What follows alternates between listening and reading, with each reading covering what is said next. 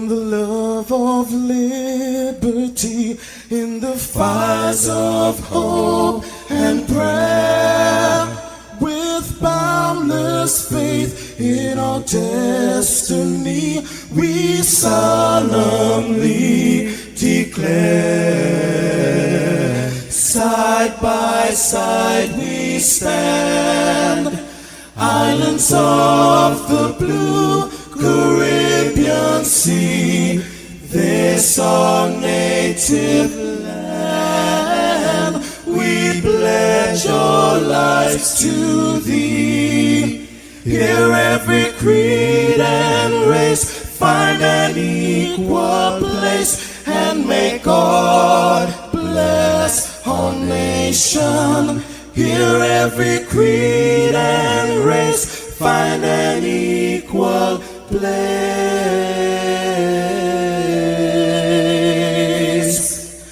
and may God bless our nation.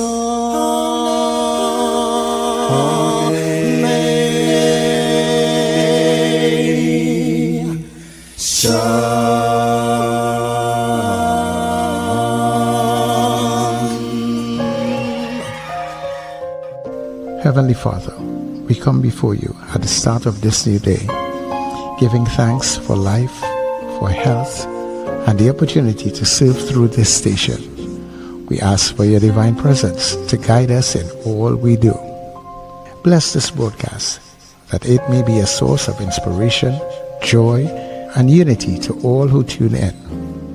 Whether near or far, may our words uplift, our music heal, and our message bring light to those who need it most. We pray for our listeners wherever they may be. Grant them strength for the day ahead, peace in their hearts, and success in all they put their hands to. Cover those traveling with your protection and those at home with your comfort and provision.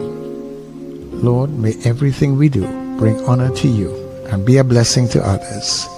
Guide our steps, bless our efforts, and let this station be a vessel of positivity and hope.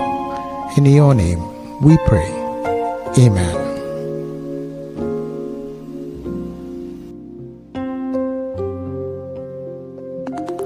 Your voice, your soundtrack, your station. New Era TT Radio.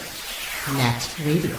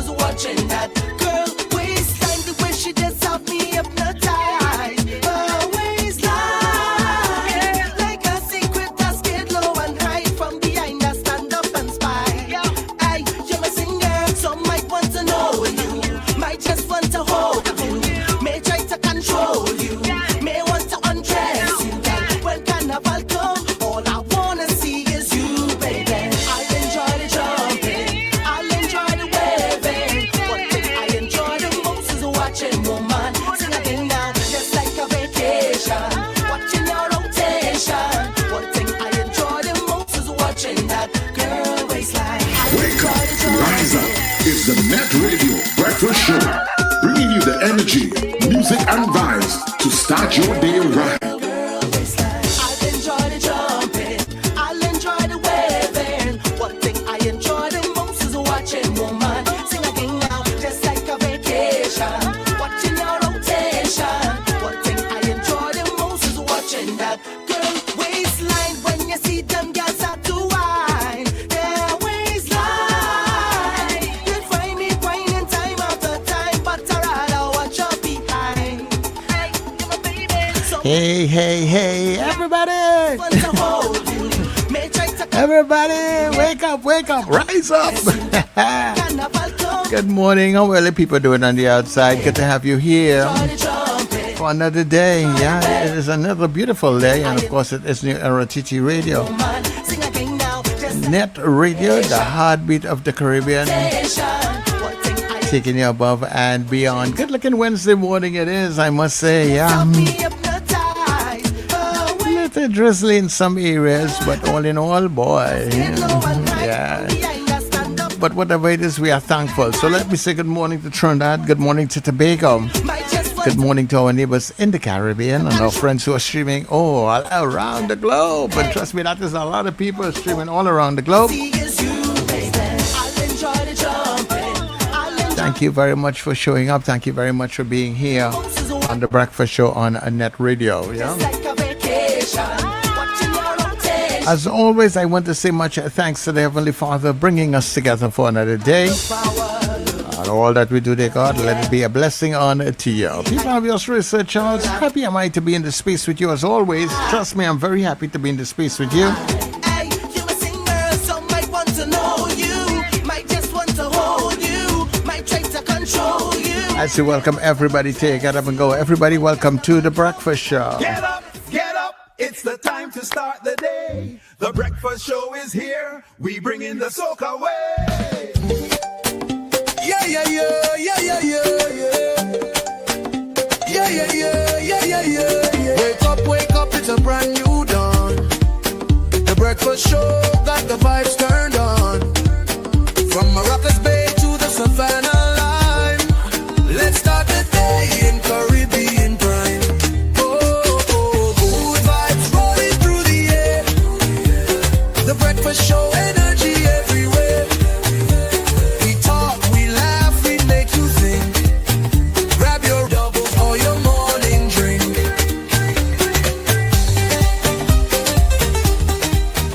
Uh-oh, guess what day it is? Guess what day it is? Huh? Anybody? Julie, hey, guess what day it is? Oh, come on, I know you can hear me. Mike. What day is it, Mike? Leslie, guess what today is? It's hump day. Woohoo! Woohoo! Woo-hoo! Whatever it is. Welcome, everybody. Welcome to the breakfast show. We're happy to be here with you. And glad that you have decided to make us that choice. You know, it's really good to be waking up with you guys. So thank you so much as we welcome everybody to the Wednesday edition of the breakfast show. I think today is the 5th day of August. For all those who are on holidays, winding it down at this point in time, I guess. Yeah. But let me say good morning to my co-host Richard, who will join us in a short, and of course Wendell. So Wendell, good morning to you. Morning, Sir Charles. Good morning, Richard. Good morning, Trinidad and Tobago, and good morning, listeners and viewers all over the globe. A special good morning, good afternoon to all listeners out there in Addis Ababa, Ethiopia, and of course in Yokohama, Japan, and all the other parts of the globe that we have these adoring fans.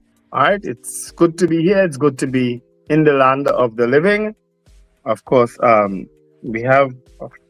Where is it? Let me do my birthdays first. Yeah. Imran Daniel, happy birthday, Imran. Imran and Wazim out there done cookery. Well, I don't know where Imran living now. Where living now? I ain't sure now. Sherwin Jones, who is a counselor in the San Juan Lavantil Corporation. Patricia Walker, Darren Thompson, David Bascom, Joshua Rabzi. They are all celebrating birthdays today. Today is August 5th, 2026. All right. Lots of interesting videos came out yesterday of Barack Obama going about the place. Of course, yesterday was his 65th birthday. And imagine he is what? 10 to 15 years younger than the current president still. And he has been out of office for so long. And served 2 terms, right? Yeah, served 2 terms and still so much years younger than the current president. Isn't that something? But yeah, if anyone else is celebrating a birthday today, have an absolutely wonderful day.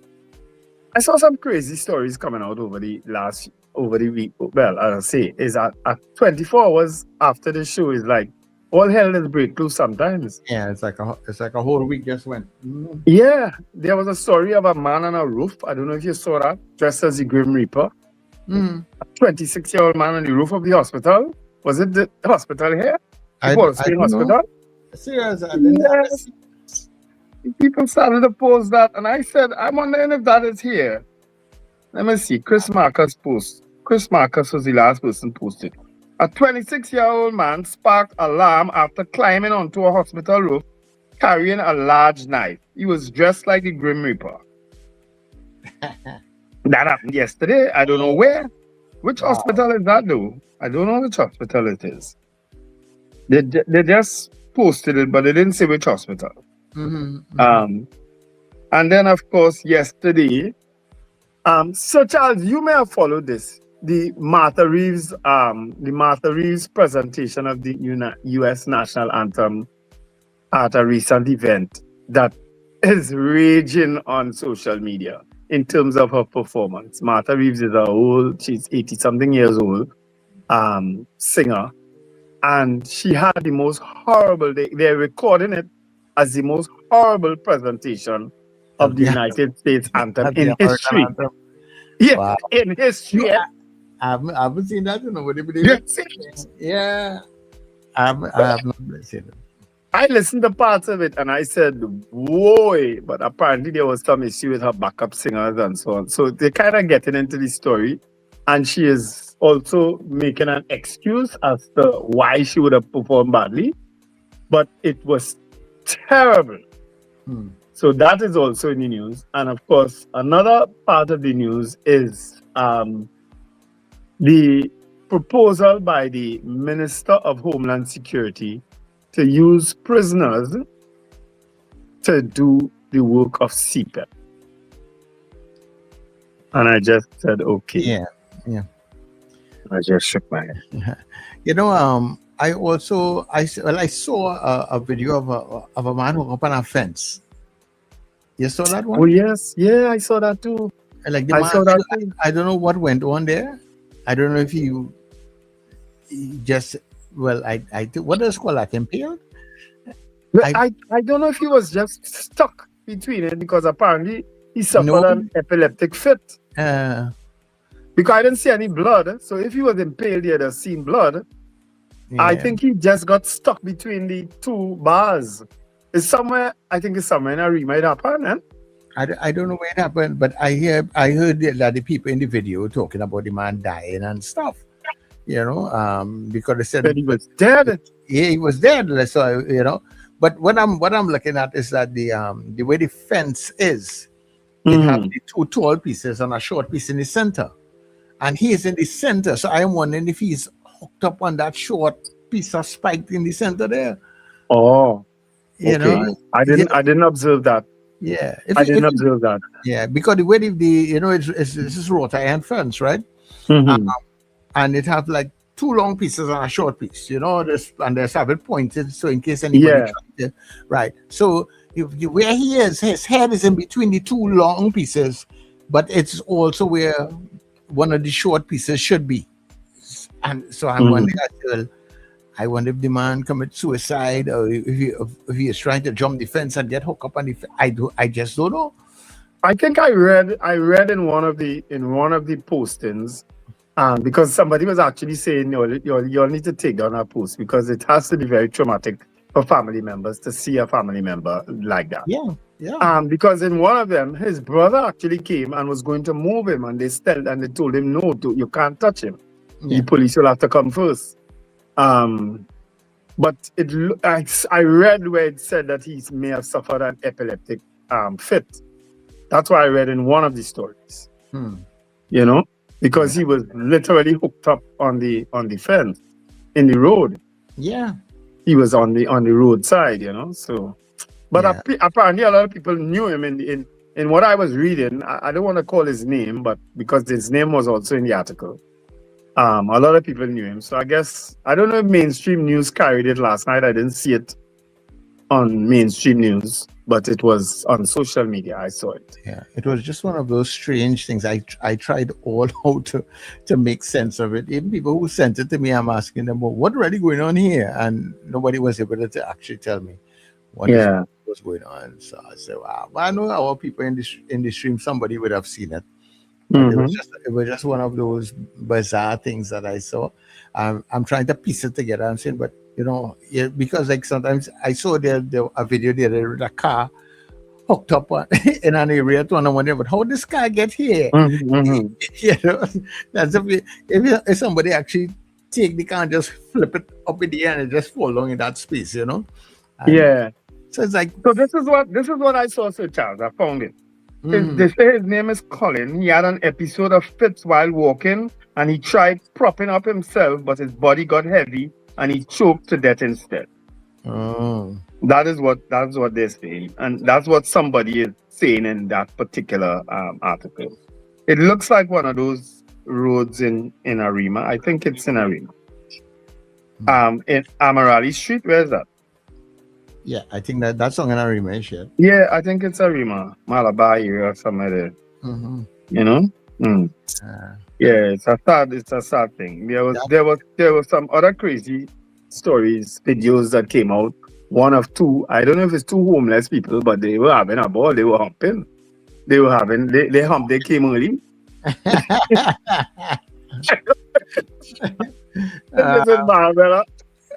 People are people too, you know, hump there.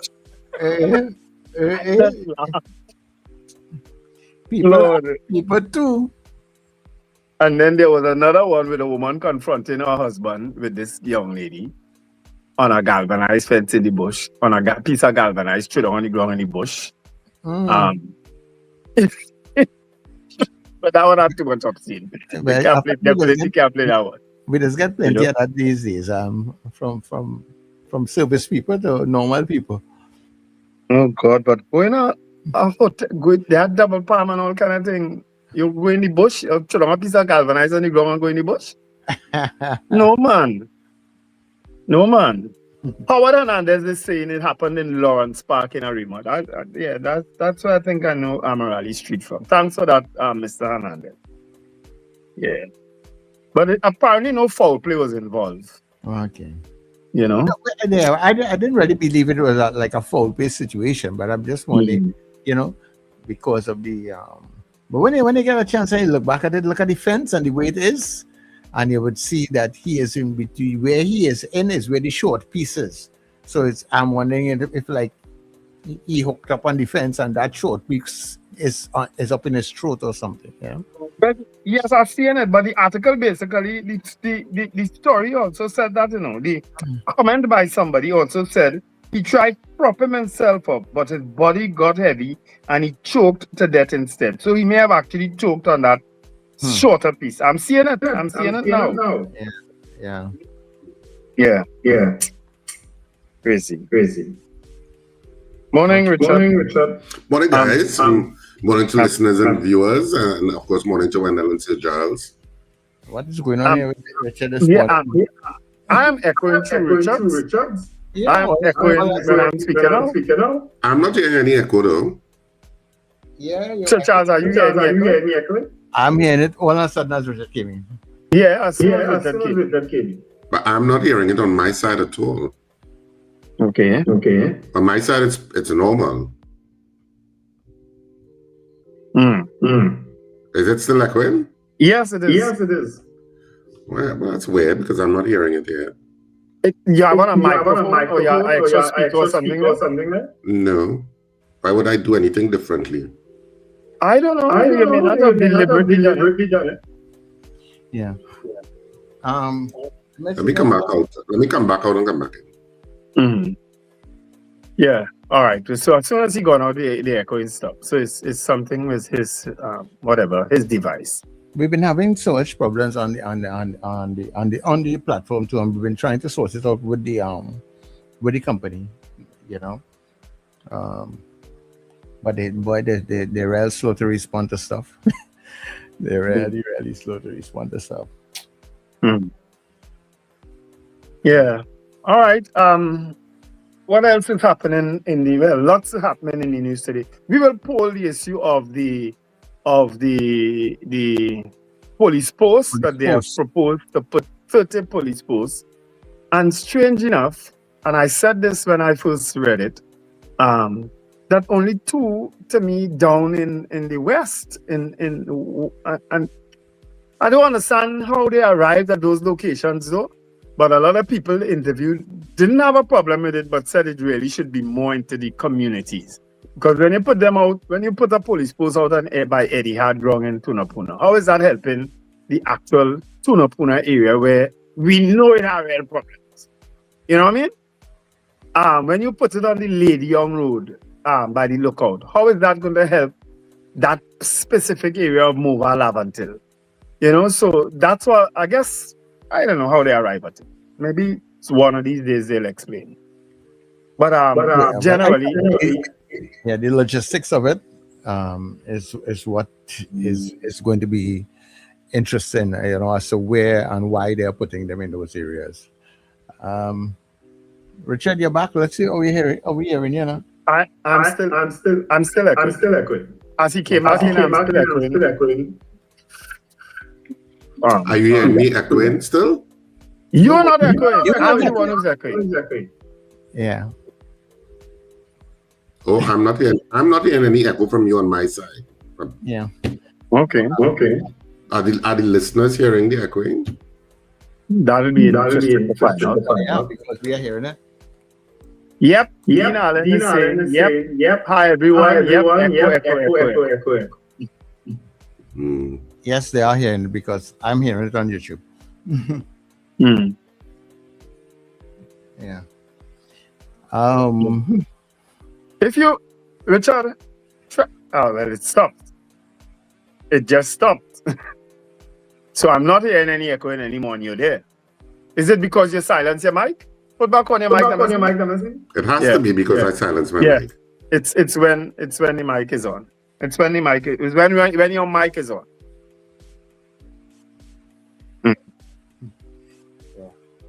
All right. So we could figure that out. We could adjust that to suit. When I'm speaking, you just silence your mic, and of course you don't have to.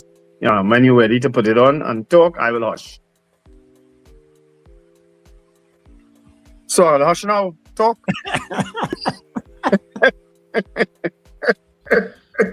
I have nothing to say. I thought I thought actually you were going to the stream to greet people.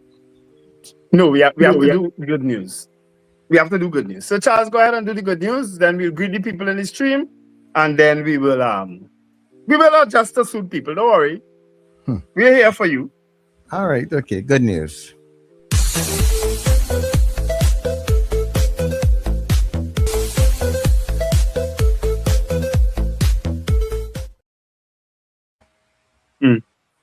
Nice story. I actually wished happy birthday to someone today who has an autistic son who he would post regularly on Facebook and also plays the piano excellently without learning it. It just became a natural to him.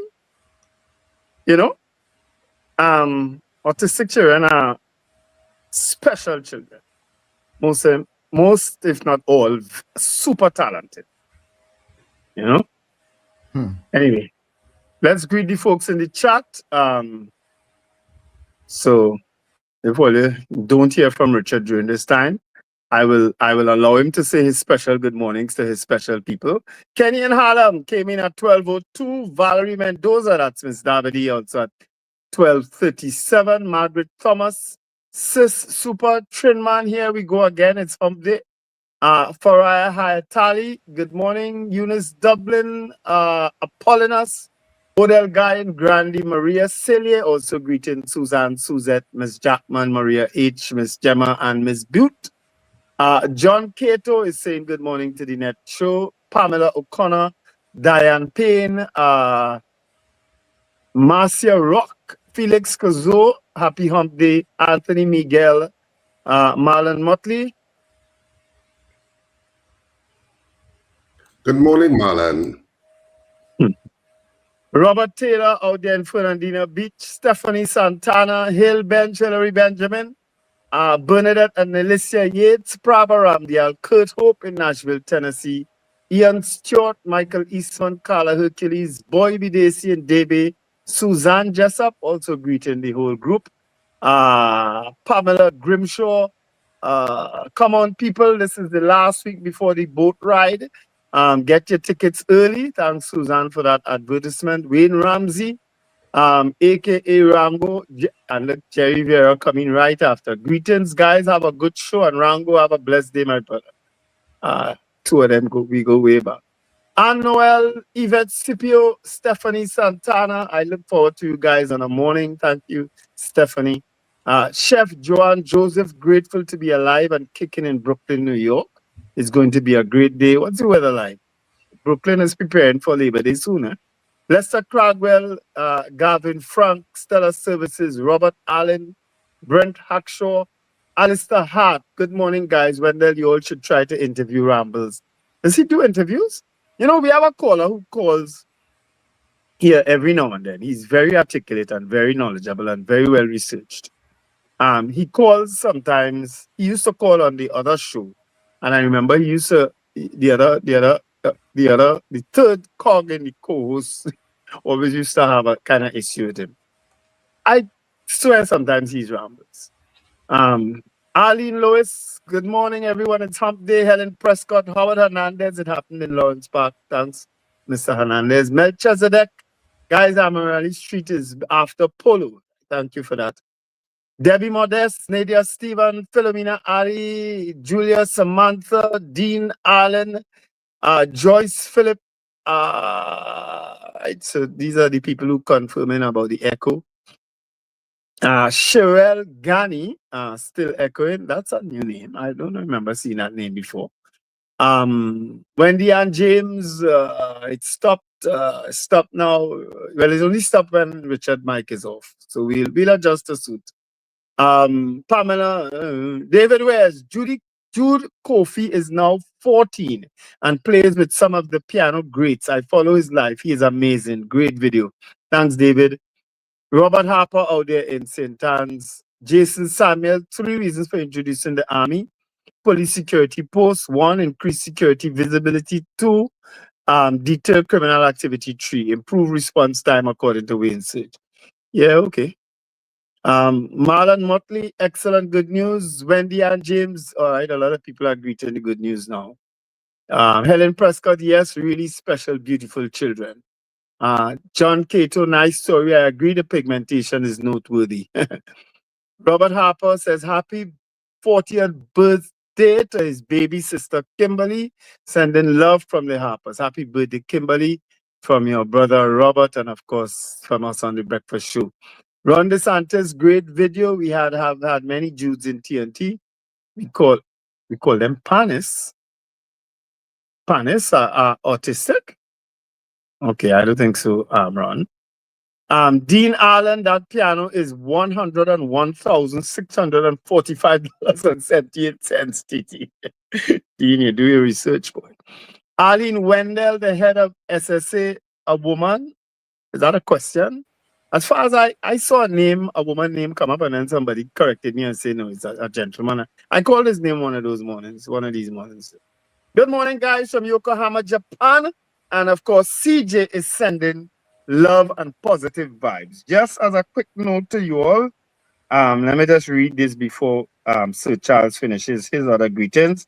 And that is Carol Guevara's funeral is coming up on Friday, the 7th of August, that's next 2 days, 11 a.m. at the St. Thomas Anglican Church, Southern Main Road in Chaguanas, then to the Chaguanas Public Cemetery, which is in Ashby Street. All right, a live stream will be provided, and I guess the folks who will get that will share it accordingly, right? So Carol's funeral is on Friday at 11 a.m. From the St. Thomas Anglican Church, Southern Main Road. Sorry. Before Sir Charles started, the SSA head in that story with the 30 police/army posts, it referenced the SSA head as Annalisa Henry. So I did see that in that article. So that's why I think the person in the stream would have raised it, because in all of the articles it referenced the SSA head as Miss Alicia Henry. And also I just wanted to say a big happy birthday to Amanda Edwin. I think today is her birthday, if I'm correct. It is today. So happy birthday, Amanda, out of Canada. Sometimes she and Damien are in the stream. Happy birthday. Have a fantastic day, whatever you do. I see you well enjoying yourself for Caribana. Have a great day. Make sure you laugh a lot and have great joy and happiness on this, your birthday. Excellent. All right, so let me say good morning. Coming in very early here was Frank Ode in Aruka. Mr. Billy in Powder Magazine, good day to you. Kent in Laventil. Susan, good day to you. CJ Ode in New York. Miss St. Augustine, thanks for getting up with us early.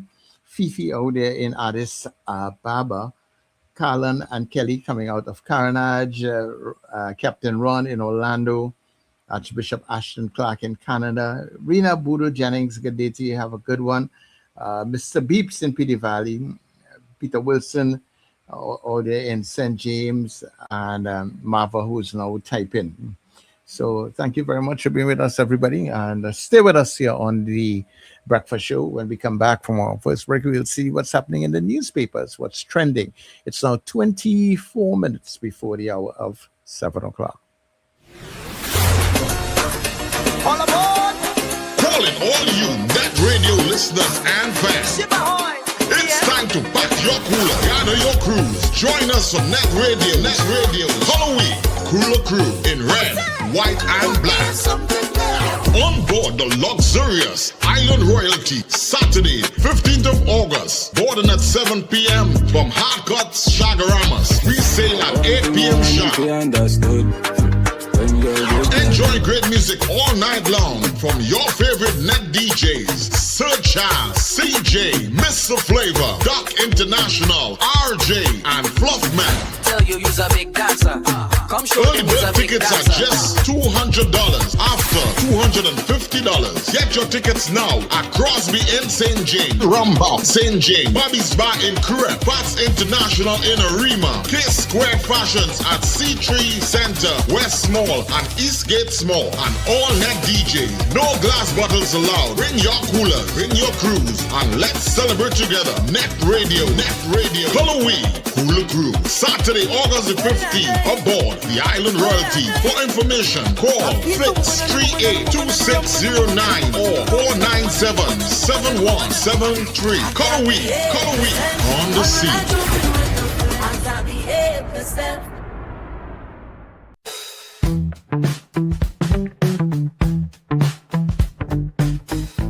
S&H Rumbox, 137 Western Main Road, St. James, for all your retail and wholesale needs for alcohol and non-alcoholic beverages.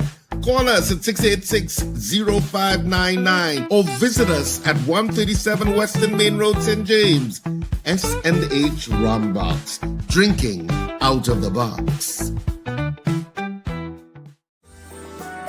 Flavor Entertainment Services, your one-stop premium entertainment service provider. We offer top-tier, best-in-class karaoke and DJ services for your private events, sports bars, and lounge. Let us help make your birthday parties, weddings, anniversaries, and corporate special events memorable and special. Call us now at 462-2029. We provide more than just music. We create memories that lasts.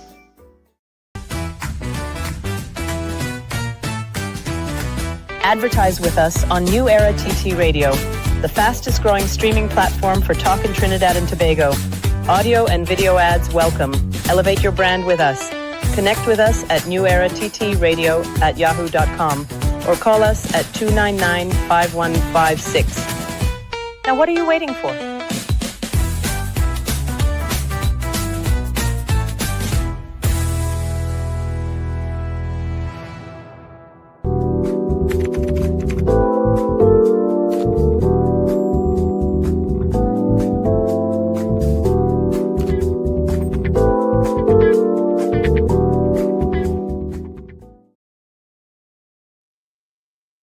All right, welcome back. Let me just greet Predators and Marva Williams and Miss Estelita Sampson. Miss Sampson, you're such a sweet lady. She said she wants to pay for a ticket to the guy who sees about his wife. That's I guess is Mr. Grant. Miss Sampson, Mr. Grant, if you're listening, Miss Sampson is willing to pay for your ticket. But I know your problem wasn't paying for your ticket, was the fact that you can't leave your wife alone because she's not all that well. But maybe you could still take the ticket and choose who you want to give it to, donated by Miss Sampson. Miss Sampson, you're such a sweet lady. Thank you very much on behalf of Mr. Grant. All right. So let's go straight into the headlines today. Today, of course, is Wednesday, August 5th. Mayor's pothole plea, and that's from Diego Martin Mayor Aquila Glasgow Warner, went viral yesterday with a social media post calling on Works Minister Jolene John to urgently address potholes. I actually had to snooze this mayor, yes. Sometimes I just get fed up. Complain about drug blocks, that's so says the Prime Minister. Hilton gives the government deadline, and that is by September 18th, if they to issue a new long-term lease. Hilton International, that is. Clean up convicts. Minister of Homeland Security Roger Alexander says the government intends to reintroduce hard labor for convicted offenders, with prisoners serving sentences being deployed in public cleanup programs. Communities Welcome Plan, and that's residents and business operators in Okono Road in Maracas Valley, near the Grand Bazaar interchange and Kelly Village, have welcomed government's latest crime-fighting initiative to establish 30 joint army police posts across the country. That'll be our poll today. And of course, former Commissioner Gary Griffith has weighed in on it. He said this is 1970s policing. 4 sent on leave from Hotel Magdalena in Tobago. Cabinet ministers among those named by Integrity Commission. I guess that's for not filing their papers on time. Cambon defends Emancipation Support Committee after Emancipation Booing incident. Beckles slams PM over calculated distractions. And Hossain, that's Saddam Hussein, accuses PNM of silence on racism after leaked Sabga audio. All right, these are all headlines trending in today's Express Online. Richard?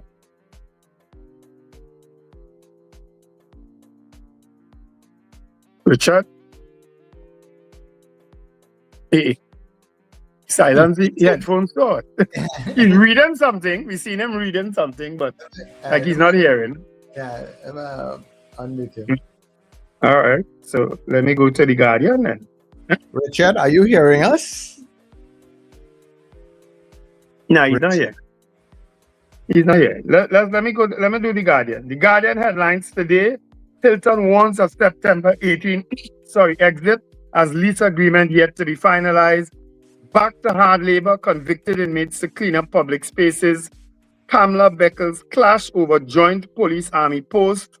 Sturge rejects Zoto claim as experts weigh police army post. And Trump says deal to reopen Strait of Hormuz could come as early as Wednesday. People are getting tired of the Donald Trump. Oh my gosh. Yeah, man. Closed war list. He said he will destroy Iran now if they don't open it. That's about what? The 200 threat to Iran to annihilate them? I think it's like the mosquito that annoys you in the middle of the night. when you can't find it, you know, it just keeps singing in the airs. And Iran is like that to Donald Trump right now. Yeah, he just annoying. How to get rid of them. Yeah, the Iranians, so they just stupid. And we just said it. All right, send out the next drone there, earlier. Ask him some more. Go deep down in level 49 down in below the earth. Yeah. Oh my word. So those are our headlines for today, people. And we can go into Did You Know? And then when we come back, we will greet some more of you all and take your calls. All right, okay.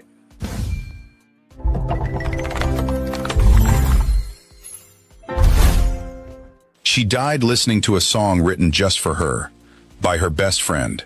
A song that only existed because he knew she was running out of time, and she never even asked him to write it. Her name was Minnie Riperton. If you know one thing about her, it's probably that voice. The one that hit 5 octaves and made a sound most singers can't even find, let alone hold. That's her whistle register on Lovin' You, the song that hit #1 in 24 countries in 1975. Mariah Carey has said, flat out, that Riperton is the reason she ever tried to sing that high. But here's what most people don't know. In January of 1976, less than a year after Lovin' You made her a global star, Minnie went to the doctor because something felt wrong. She had breast cancer, and it had already spread. According to biographical records from the American Presidency Project, doctors gave her about 6 months to live. She had 2 young children, a husband who adored her, and a career that was just beginning. She didn't stop. She had a radical mastectomy, and then she got back on stage. She kept recording. She kept touring. And in 1976, on live television, she told the world she'd had a mastectomy. At a time when almost no public figure discussed cancer openly, let alone a black woman in the music industry. She became the American Cancer Society's national spokesperson, the first black woman ever given that role. In 1978, President Jimmy Carter presented her with the Society's Courage Award at the White House. In his remarks, preserved in the official presidential archive, Carter said that when someone famous confronts a disease like cancer with courage and concern for other people, it is inspirational to us all. What she never told the public, what she kept even from most of the people around her, was that she knew this was terminal. She wasn't fighting for survival. She was fighting to leave something behind. On July 12, 1979, Minnie Riperton died at Cedars-Sinai Medical Center in her husband Richard's arms. Historical accounts confirm that in her final moments, she was listening to a song her close friend Stevie Wonder had written and recorded, just for her. Her husband later said, "The most valuable thing in my life was taken from me, but what we had together can never be taken from me." She was 31 years old, no scandal, no villain, just a woman who turned a death sentence into a platform for other women, and who was loved so deeply that her last sound on this earth was a gift made by someone who couldn't bear to let her go without saying so.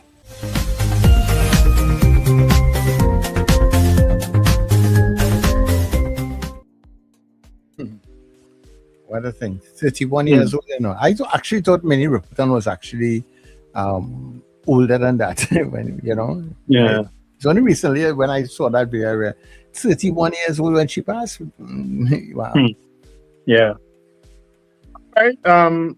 So today our poll will be based on this story, and I'll just read a little bit of it for you. This is on the Kamla Prasad Bisessa's page I'm reading from, right? I am pleased, the Prime Minister Kamla Prasad Bisessa, I am pleased to inform citizens that in the upcoming 4 months, 30 joint army police posts will be placed in communities across the country. Many communities have for years requested increased security presence, and the protective services and government are moving aggressively to provide such. These joint army police posts will provide a sense of comfort and help communities regain the use of their public spaces. I encourage NGOs, business chambers, community groups, and councils to adopt and support these posts and work with the security services. The proposed locations are, and I'll quickly run through them, Taruba Flyover, Grand Bazaar Interchange, Couva Interchange, Williamsville Junction, Guayagayari next to Indian Bay, junction of Rochard Road and Penal Rock Road, junction of Rochard Douglas Road and Kumuto Road, intersection of Southern Main Road, La Romaine and South Trunk Road, junction of Todd's Road and Caparo Valley Road, junction of Tamana Road and Kumuto Road, Kelly Village, Caroni, Demerara Road, Churchill Roosevelt Highway, area between Aranguez Main Road and Johnny King Road and Bridge Road, Etihad Grounds in Tunapuna, another site to be determined in Tunapuna, Ikakas Junction, location along Toko Main Road, Carlson Field, Felicity Shaguanas, Lady Young Road near the walkover. Well, walkover, okay, so that's close to that down by the highway side. O'Connor Road in St. Joseph, Malgratude Junction, Princestown, opposite Wassa Booster Station, Golconda Interchange, Torrib Road in Tabaquite, and 6 more sites to be determined. Now, you would have observed that none of these sites are in West Trinidad in terms of from Port of Spain come down. The last one is on the Lady Young Road near the walkover in terms of the western side of the east-west corridor. I don't see any for Arima either, in the Arima area, or in the, well, they have Tamana Road, so that will take care of Sangre Grande. So I'm wondering when those are the 6 sites, I guess they will cover those areas. She says, on behalf of all law-abiding citizens, I again express sincere gratitude to Commissioner Alistair Guevara, SSA Director Alicia Henry, so that's where the name came from. CDS, that's Chief of Defense Staff Commodore Don Polo, Prison Superintendent Elvin Scanterbury, and all their colleagues, and reaffirm our confidence in them and their shared vision of ending the grip of crime on our nation. Now, if I had to give an opinion on the face of it, I have no problem with this. As I say, once they ensure that parts of the West, because we all know the problem is down in the West, have on the face of it, I have no problem. I understand, though, Gary Griffith's thinking that this is 70s type of policing. I also can't disagree with that, in that more patrols. I mean, Gary was heavy on the actual patrols moving about into these areas, right? I don't know how they're going to marry that with the police post, but I know that there was a police post on the Beetham for years and years and years, and that curbed the situation in that particular area. It was right at Parsley Street and on the bus route. There used to be a police car. Well, I assume it was a joint operation right there for years. I don't know if they still have it, but that had helped that situation. So on the face of it, I personally have no problem with it. You know, how it would work out, at the end of the day, time will tell. That's my opinion on it. Richard, you have an opinion?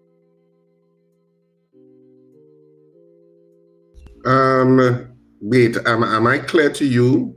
Put on your mic as Sir Charles isn't there and see what is going on. If I talk, well, yes. Yeah. Well, no, I'm still echoing. You're still echoing, okay. I was trying to, David Where's had suggested I change my mic, so I was trying to do that, but I was experiencing some problems with that, which I was trying to resolve. But anyway, concerning the police posts, I'm not sure. I suppose I'm kind of wait and see whether this makes any impact. If it does, in fact, contribute to a more timely response of the police to any citizen in distress, then fine. If it doesn't, then stop wasting our time. But I take Gary's point. I read Gary's response, and his response was, put more police on the beat, basically. Don't have them in any one position. Let them be roaming and let the GPS cars be tracked. And if that's, and I think that is the kind of practice that he used, which seemed to be making some impact and certainly raised the level of confidence in citizens in the TTPS. You could say what you want about Gary Griffith. Under his tenure, there was an improvement in people's perception of the efficiency of the TTPS. So I take that point that maybe that might be, which was where Dwayne Gibbs and stuff had gone, and his deputy Iwatsky, was it? Iwatsky, right? And they had gone about less people in physical spaces and more on the beat and roaming, and that's where you can really tie in your response time, because your response time is key in making criminals feel they will be caught, because your response time is going to be so quick. So I think that's where Gary is going, if it, at least my interpretation, and I think there is a certain amount of validity to that. But with respect to what the state is doing, I would take a wait and see approach. I mean, I am not a security professional to assess it without seeing it operationalized, and how quickly response times change or do not change, or whether it actually makes some tangible dent into the statistics in a way that, you know, that people feel safer. I'm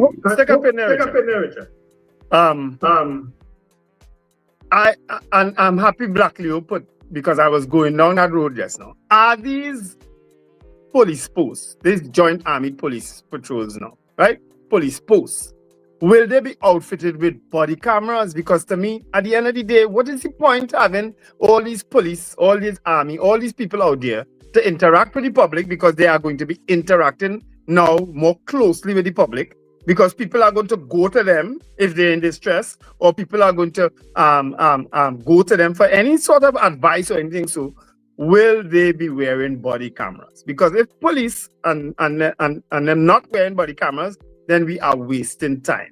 That's all I would say concerning that. But as I said, on the face of it, I have no problem with it, because I saw the result of it, especially on that post that they had on the beat for years and years and years, right? The issue of the other cars, all the cars that they acquired recently, I guess is to augment that too, and to send them into these areas, because just having these cars parked up, you understand, not making much sense. They need to go into the communities and sometimes take down your glass, sometimes not police, and interact with the people.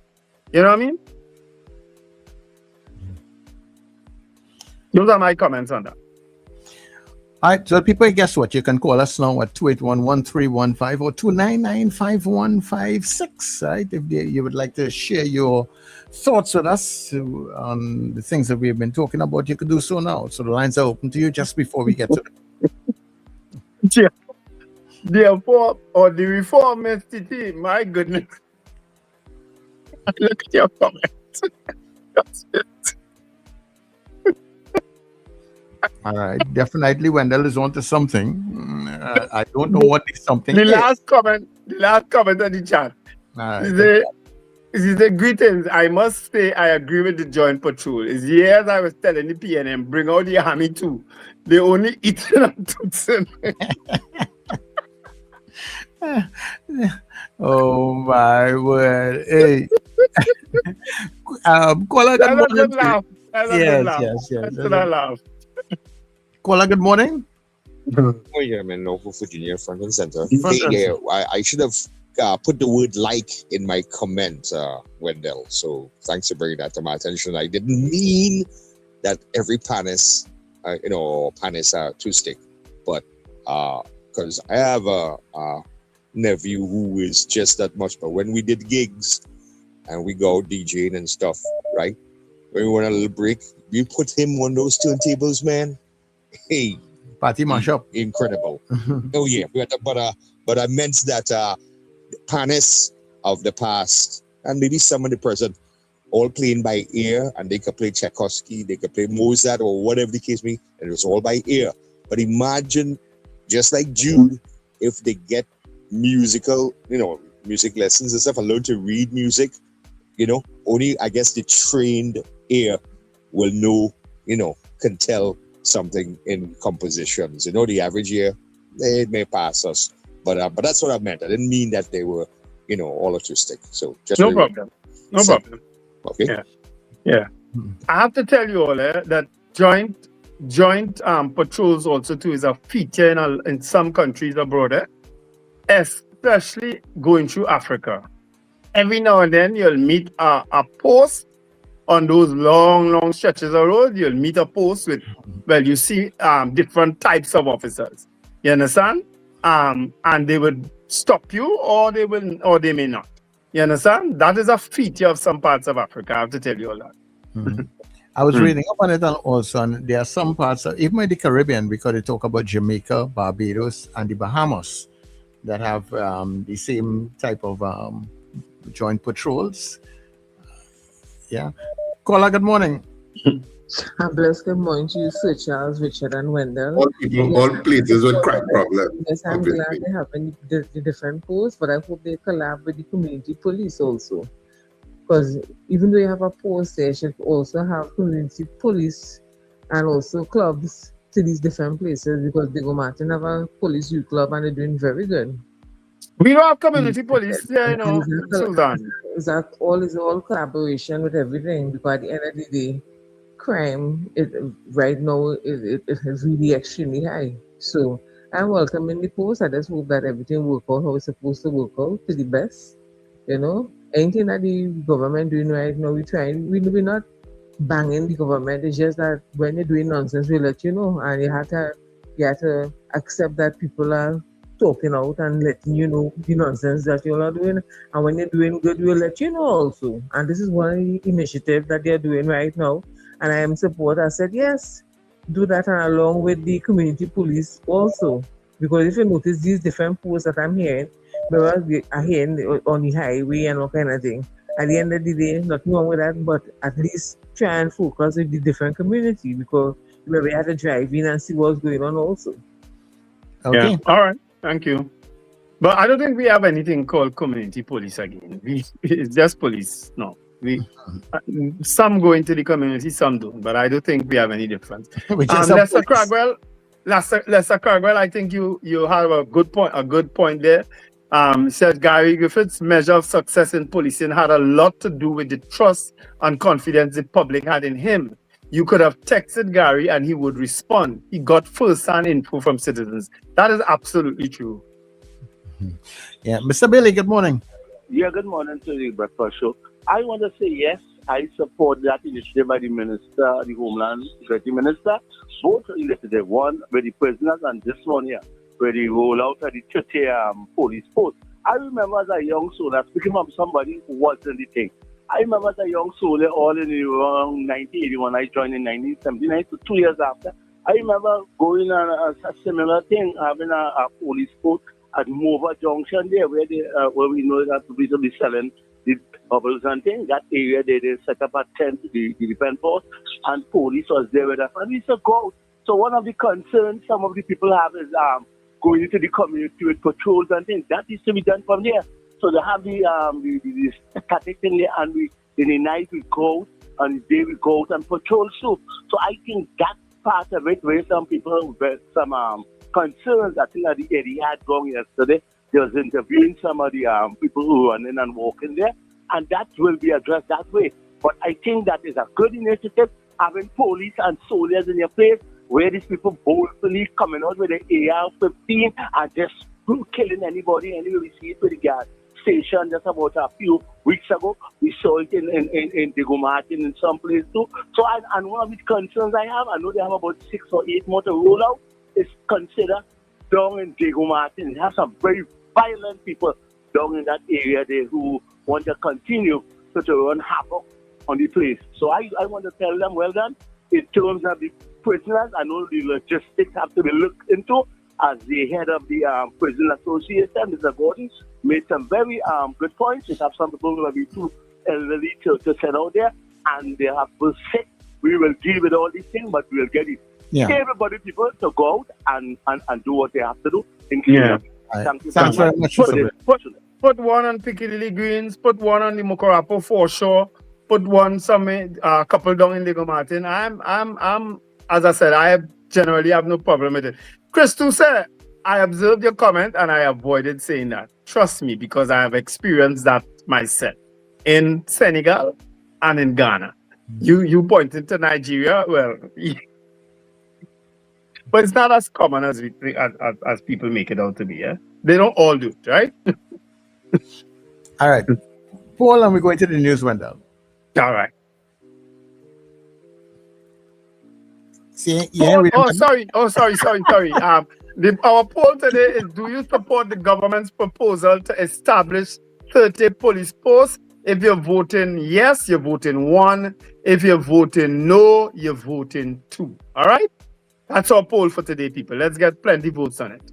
All right. So when we come back, we'll tell you how you voted.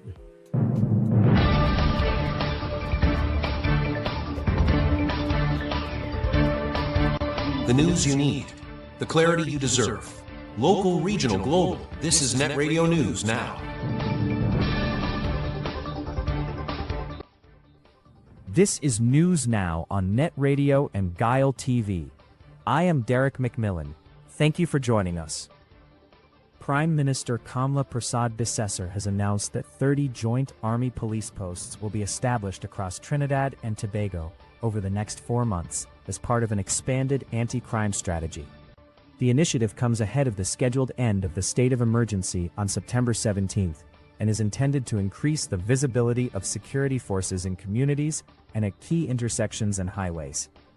Homeland Security Minister Roger Alexander says the posts will help police respond more quickly to crime, prevent offenders from escaping, and strengthen public confidence in law enforcement. He also says more than 200 new police officers are expected by early September, with recruitment continuing in the Defense Force, Prison Service, and Fire Service. The Prime Minister says the program is aimed at helping communities reclaim public spaces and improving national security.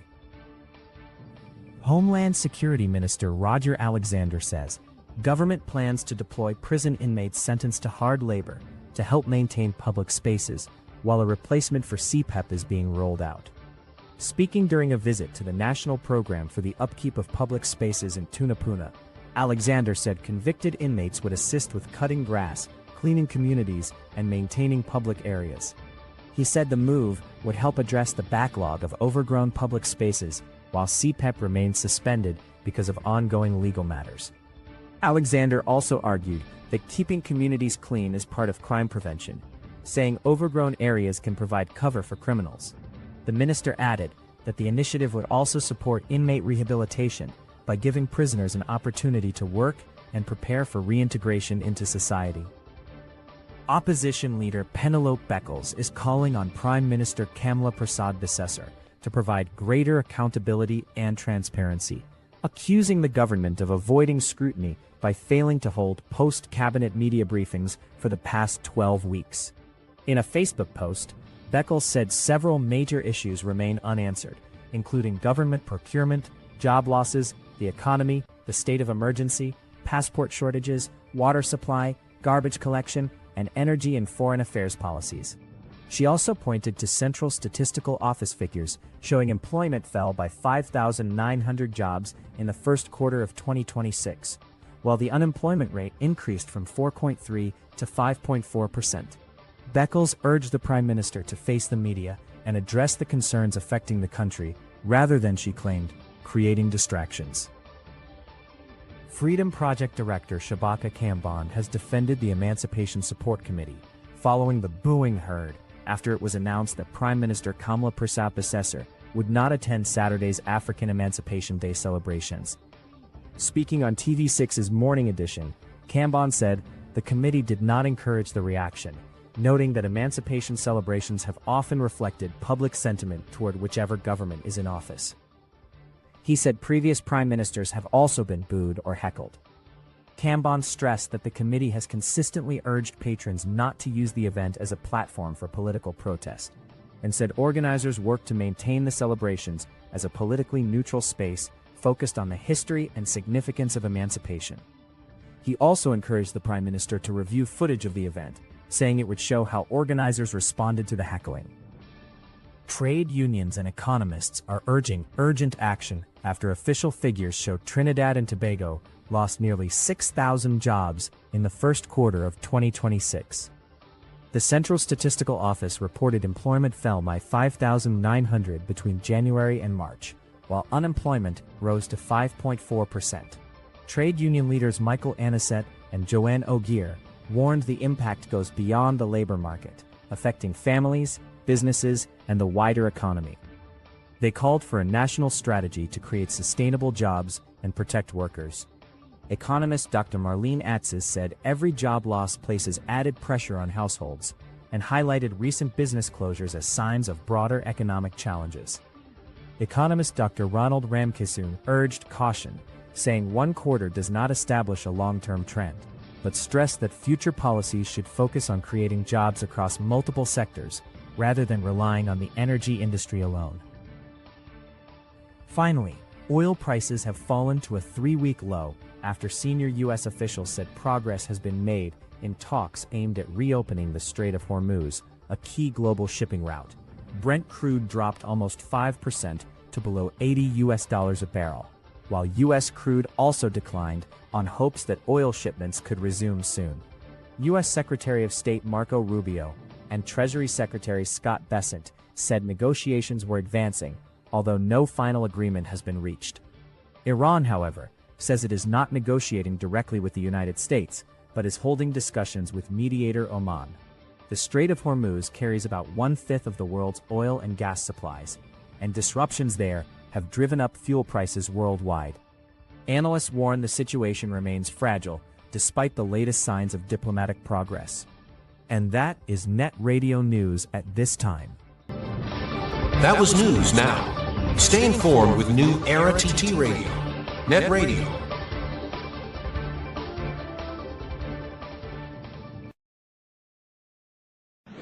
Your mid-morning just got better. Join Sir Charles for the mid-morning mix and mingle, where good music, real talk, health, and family matters come together, and your voice is heard. Whether you're at work, on the go, or just taking a break, this is the perfect mix to keep you engaged, informed, and entertained. The mid-morning mix and mingle, weekdays, 9 a.m. to 12 noon on New Era TT Radio, NETT Radio. Morning vibes, fresh energy. This is the NETT Radio Breakfast Show. We fretting since day one. From night till the day come. We under the same sun. Jump up with your day one. Don't stop, we afraid come. We all in the stadium. Drinking from the same rum. If you take a knife and you cut my skin, I'll show you go see. We share the same blood. Yeah. All are we coming from different ends. Look deep in your history. We from the same cloth. Don't tell me about you, more blessed than me. Take away everything and then tell me who you'll be. Take a drink with me. It don't matter where you're from. All are we is one. Put up your hand because we is more than friends. Jump up, we is more than friends. More precious than gold and gem. We tight like a wedding ring. I said we is more than friends. All are we is more than friends. Together like ink and pen. We closer than 9 and 10. All are we is day one. We set this since day one. From night till the day come. We under the same sun. Jump up with your day one. Don't stop, be afraid come. We all in the stadium. Drinking from the same rum. When we linking up to go fet and ting, we don't really business, but to win this squad. Come in. Hey. To see them get loud, the wine and twist. Say that is we interest, that is what we love. We don't care about no damn VIP. Just keep me with all we friends. We fetting like family. Yeah. You want drink with me? Just show me your eyes and cup. This party turn up. Put up your hand because we is more than friends. Jump up, we is more than friends. More precious than gold and gem. We tight like a wedding ring. I say we is more than friends. All are we is more than friends. Together like ink and pen. We closer than 9 and 10. All are we is day one. We fetting since day one. From night till the day come. We under the same sun. Jump up with your day one. Bust up, we afraid come. We all in the stadium. Drinking from the same rum. Wait on a minute. One blood. Same clothes. One love. Wait on a minute. I bless. You bless. We bless. Don't tell me about you, more blessed than me. Take away everything and then tell me who you'll be. I tell you to take a drink with me. It don't matter where you're from. All our we is one. Put up your hand because we is more than friends. Jump up, we is more than friends. More precious than gold and gem. We tight like a wedding ring. I say we is more than friends. All our we is more than friends. Together like ink and pen. We closer than 9 and 10. All our we is day one. We fetting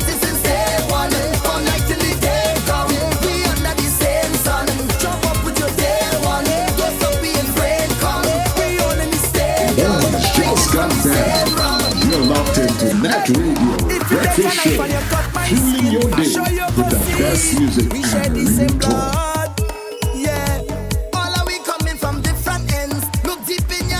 Well, everybody, welcome inside the second hour of the Breakfast Show. Of course, you are listening to NETT Radio, New Era TT Radio, the heartbeat of the Caribbean, taking you above and beyond. From day one, good morning to all the day one people. Closer than, more than friends, 9 and 10. Tight. Anyhow, good morning to all the day ones locked up on the inside, and thank you so much for being here. The Breakfast Show, Monday to Friday. Yeah, we are here on 6 to 9 a.m. Wendell Stephen, Richard Ragobara saying, Australia Sir Charles, we keep your company in a nice kind of way, yeah? Don't forget, people, when you don't see us on the TV feed or you don't see us on our social media platform, because we carry the talk shows on the platforms, right? Boy, there's gonna be real trouble for music, yeah?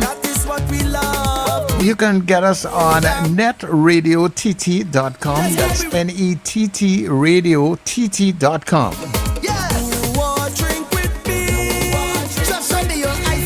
Of course, you can also check us out on our social media pages. So whether you are on Facebook, YouTube, Instagram, TikTok, or our WhatsApp channel, you can get us at NETT Radio Trinidad. You can also get us at NETT Radio Trinidad on all the streaming platforms. So whether you are on TuneIn,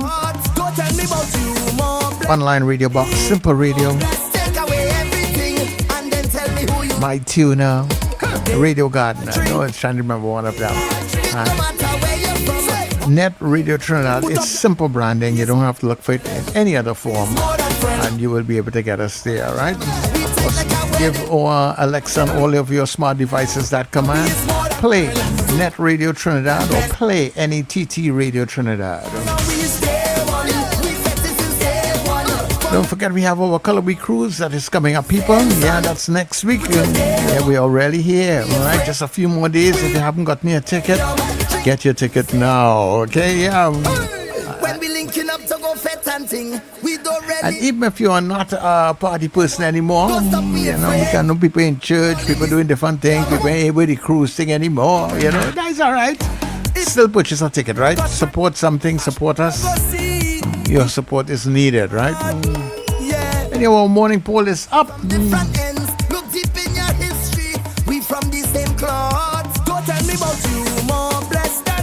So the government has proposed to implement 30 over the next few months, the police posts across Trinidad. I'm not too sure we're going on to Tobago as yet.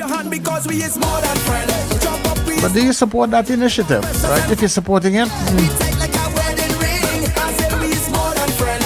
you're voting one. If you're not in support of it, you're voting two. When we come back, we'll tell you how you voted. So stay with us, all you day one people, right? Remember, this is your breakfast show.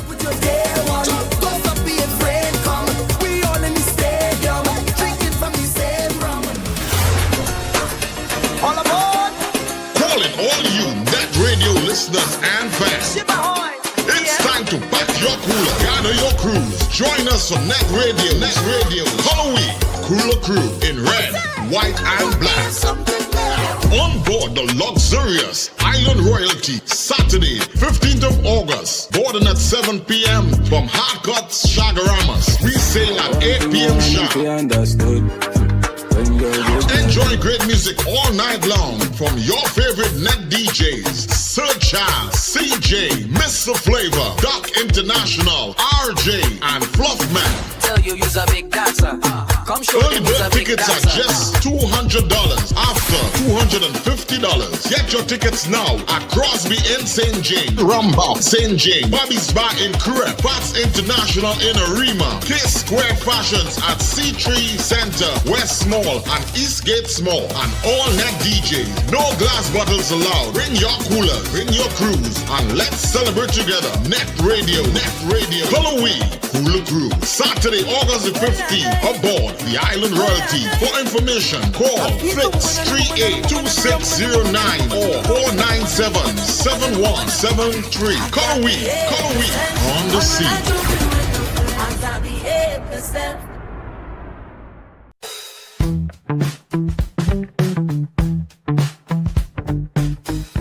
S&H Rumbox, 137 Western Main Road, St. James, for all your retail and wholesale needs for alcohol and non-alcoholic beverages. Call us at 686-0599 or visit us at 137 Western Main Road, St. James.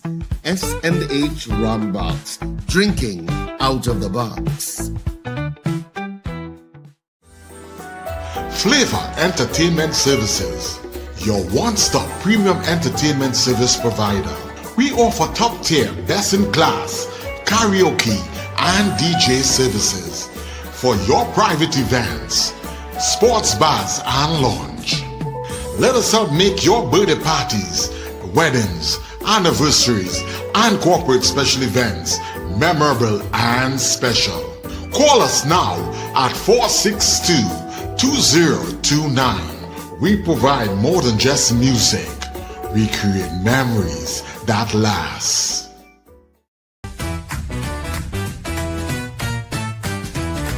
Advertise with us on New Era TT Radio, the fastest growing streaming platform for talk in Trinidad and Tobago.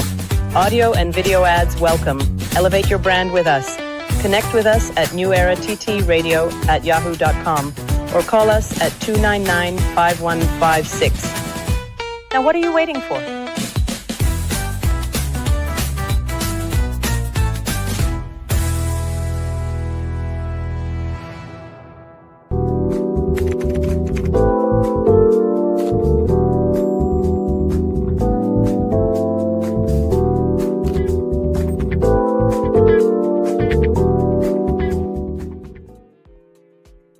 All right. Welcome back, everybody, to the Breakfast Show. 21 minutes past the hour of 7 o'clock. We're happy to be here with you on this midweek Wednesday morning. You know, some places had some rain early on, Wendell. I don't know if you in Arima had any. You know, Arima normally get rain first. Arima and Santa Cruz. We didn't have rain. We didn't have rain this morning at all. We didn't have rain for the whole day yesterday either, too. Because I stayed in Arima for the entire day yesterday and we didn't have rain at all. Now, yesterday was hot, boy. What? Mm-hmm. Wow. Yeah, some really hot days that we're experiencing. I only hope that, you know, with all that's happening, well, so far I haven't heard, you know, WASA put out any advisories, you know, because, you know, once these things stay prolonged, and reservoirs start to drop, levels start to drop low, you know, the conversation, the shift.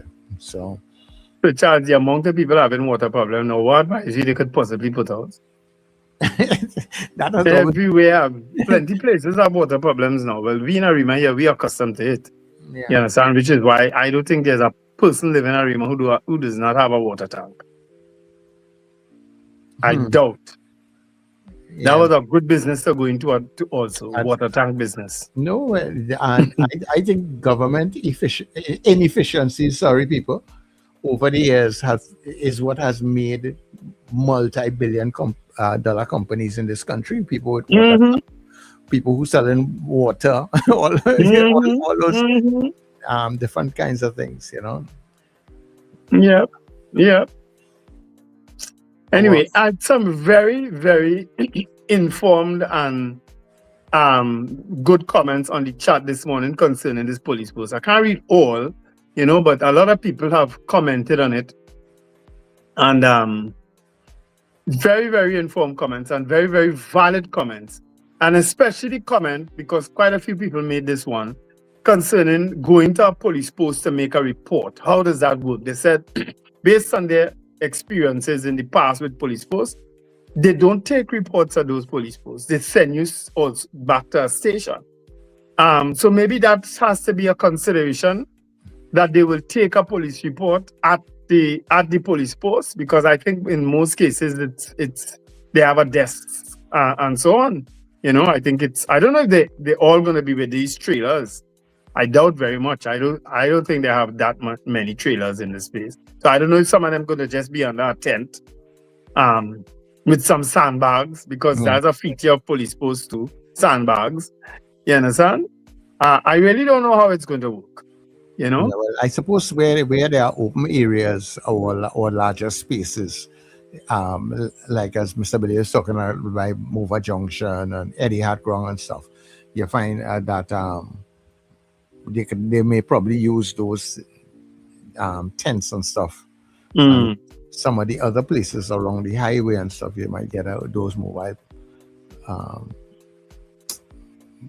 The last mobile unit I see them transporting, they had to move it with a wrecker. It couldn't move on its own. That was the one they moved from down by Hadid's. Well, yeah. No, well, it might have been that one they moved from Dr. Rowley place. By the Hadid's. It moved with a wrecker.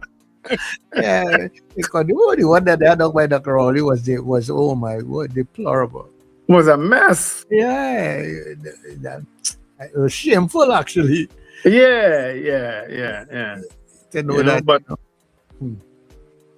I mean, as I say, it's something that they're trying. As I say, I'm willing to give the benefit of the doubt up until we see otherwise. But if they're there just to be as a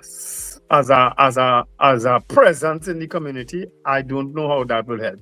Because Dean Allen, I think, pointed out early on, we had killings right in front of the police station already. Right in front of the police station in Belmont, that a man walk out, he get gunned down.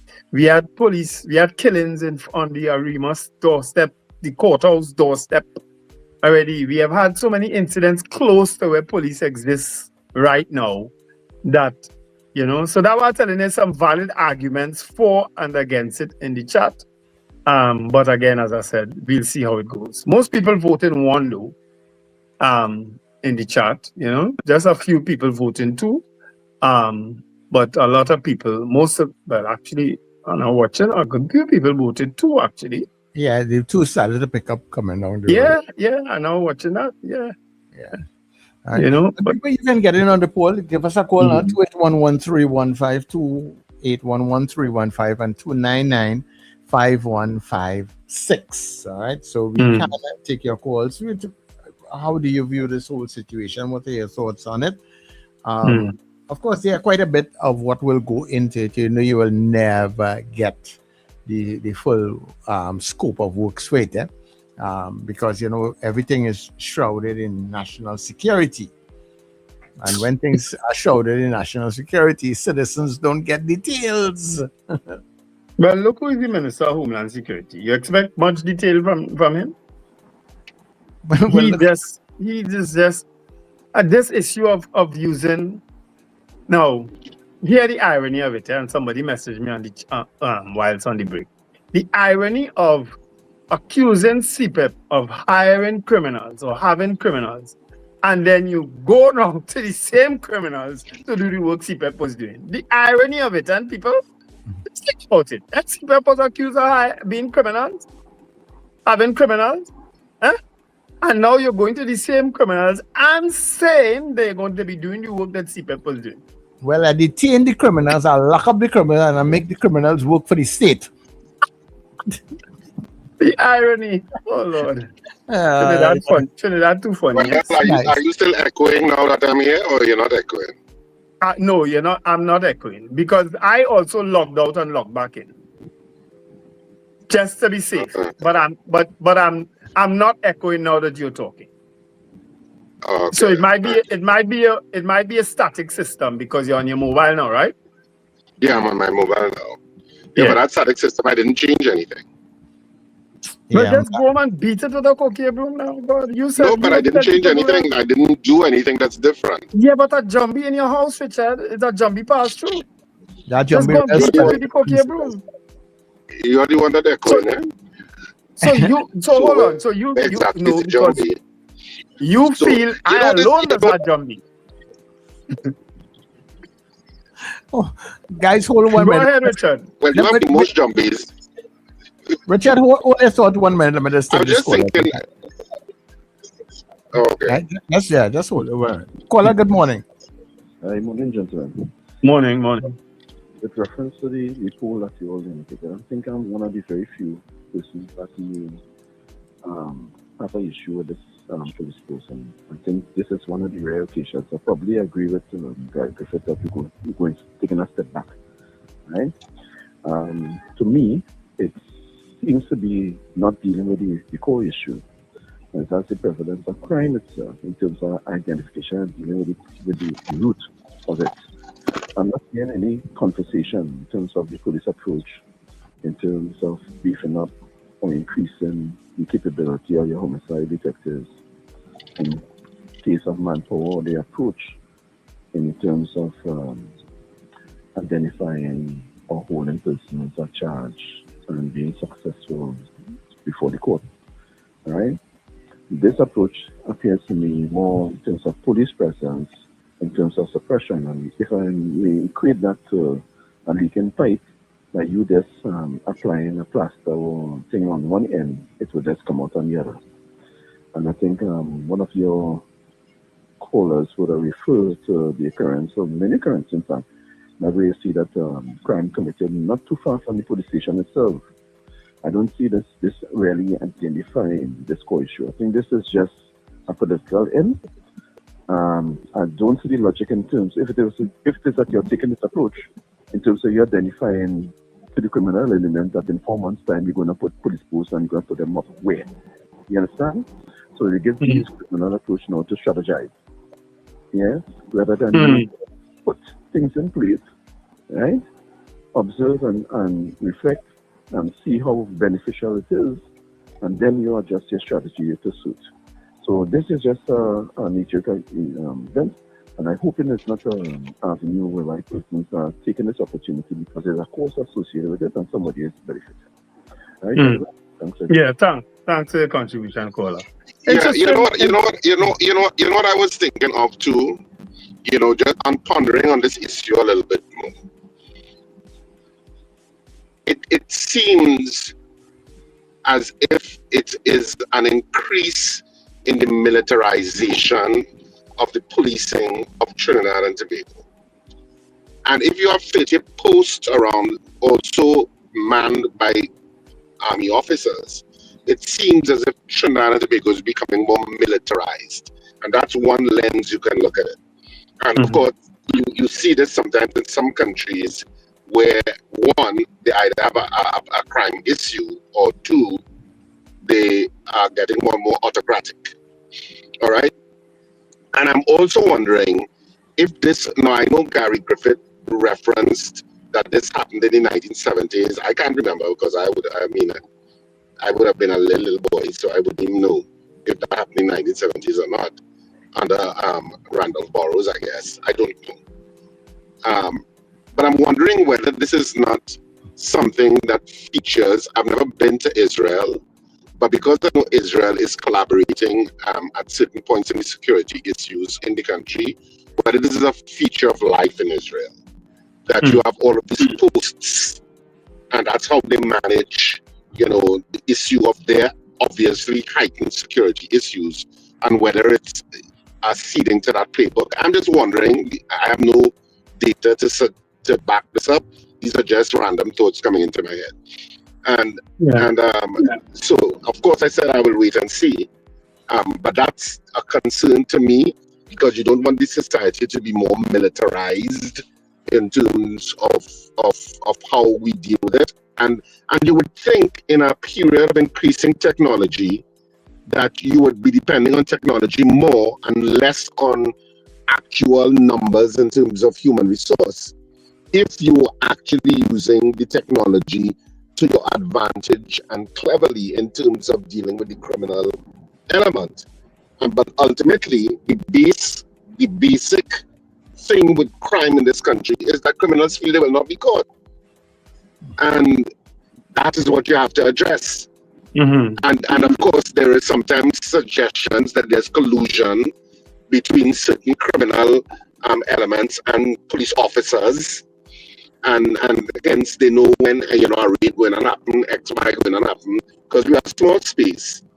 So all of these things, I have mixed thoughts about it at this point. Yeah. Okay. Yeah. Richard, log out and come back in. You're coming through kind of distorted. So I don't know if you could probably log out and come back in while I take this caller. Caller, good morning. Morning, John. Morning. Well, this is right up my alley, right?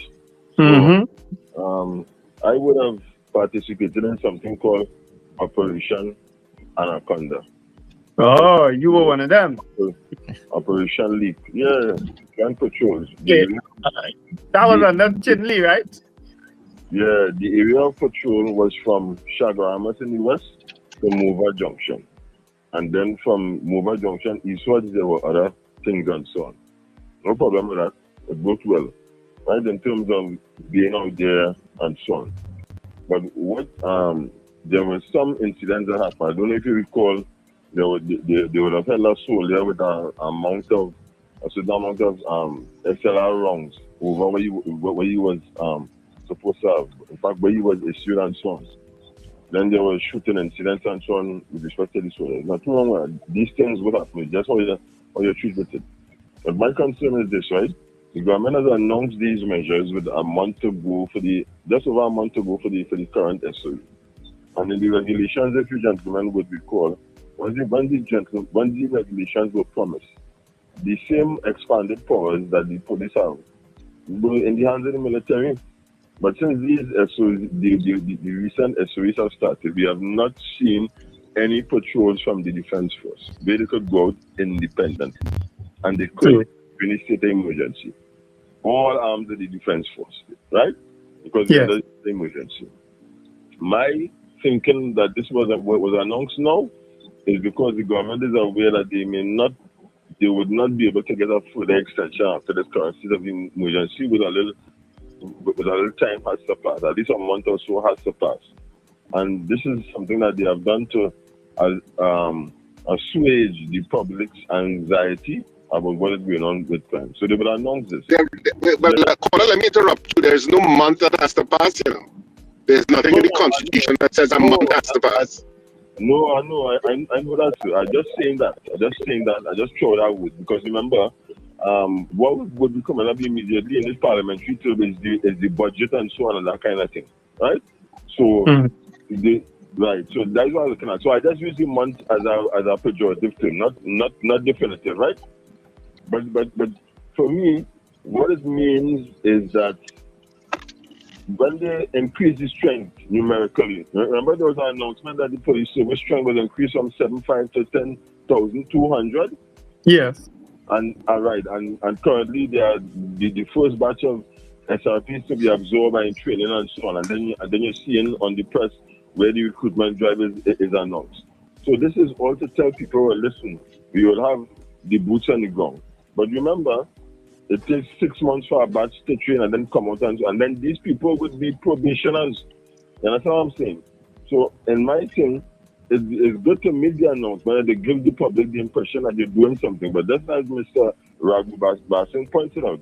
There are several things that when you drill down on it, you realize the impracticality in terms of the deployment of the people, the sustained wrong deployment of people from all over. Because all right, in the case of the soldiers, when you go to the areas in South, where did they come from? The camp in South? No, they come from there. They come from Tetron, they come from Komuto, they come from Ogden.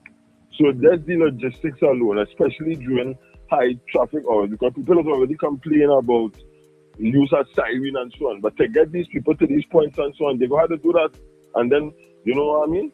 They'll be pushed back, especially when school opens. So I just wanted to put these things out there for the people to consider.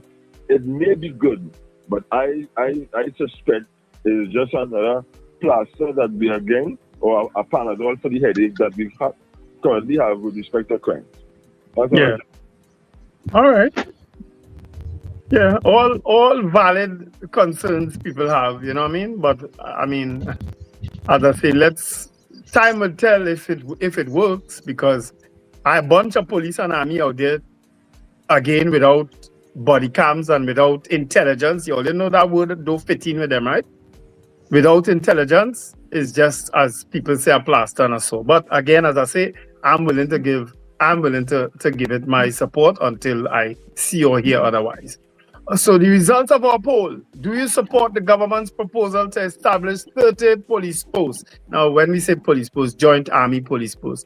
And Anson, I think I don't see the army anyway. Let me leave that alone. Yeah, finish yes. The results of the poll: 71% of you said yes. 29% said no. 71% is willing to give the government the benefit of the doubt and support establishment of these posts, and 29% said no. All right, as I said, all valid arguments for and against it. All valid arguments. Yeah. I mean, I would have been in between. I would probably have had to abstain from that poll because I'm not sure. I have too many questions in my mind. Yeah. I have too many questions in my mind. Okay. You know, and that's just it. I just have some certain concerns. So we'll see how it all plays out, obviously, you know, and whether it makes the desired impact.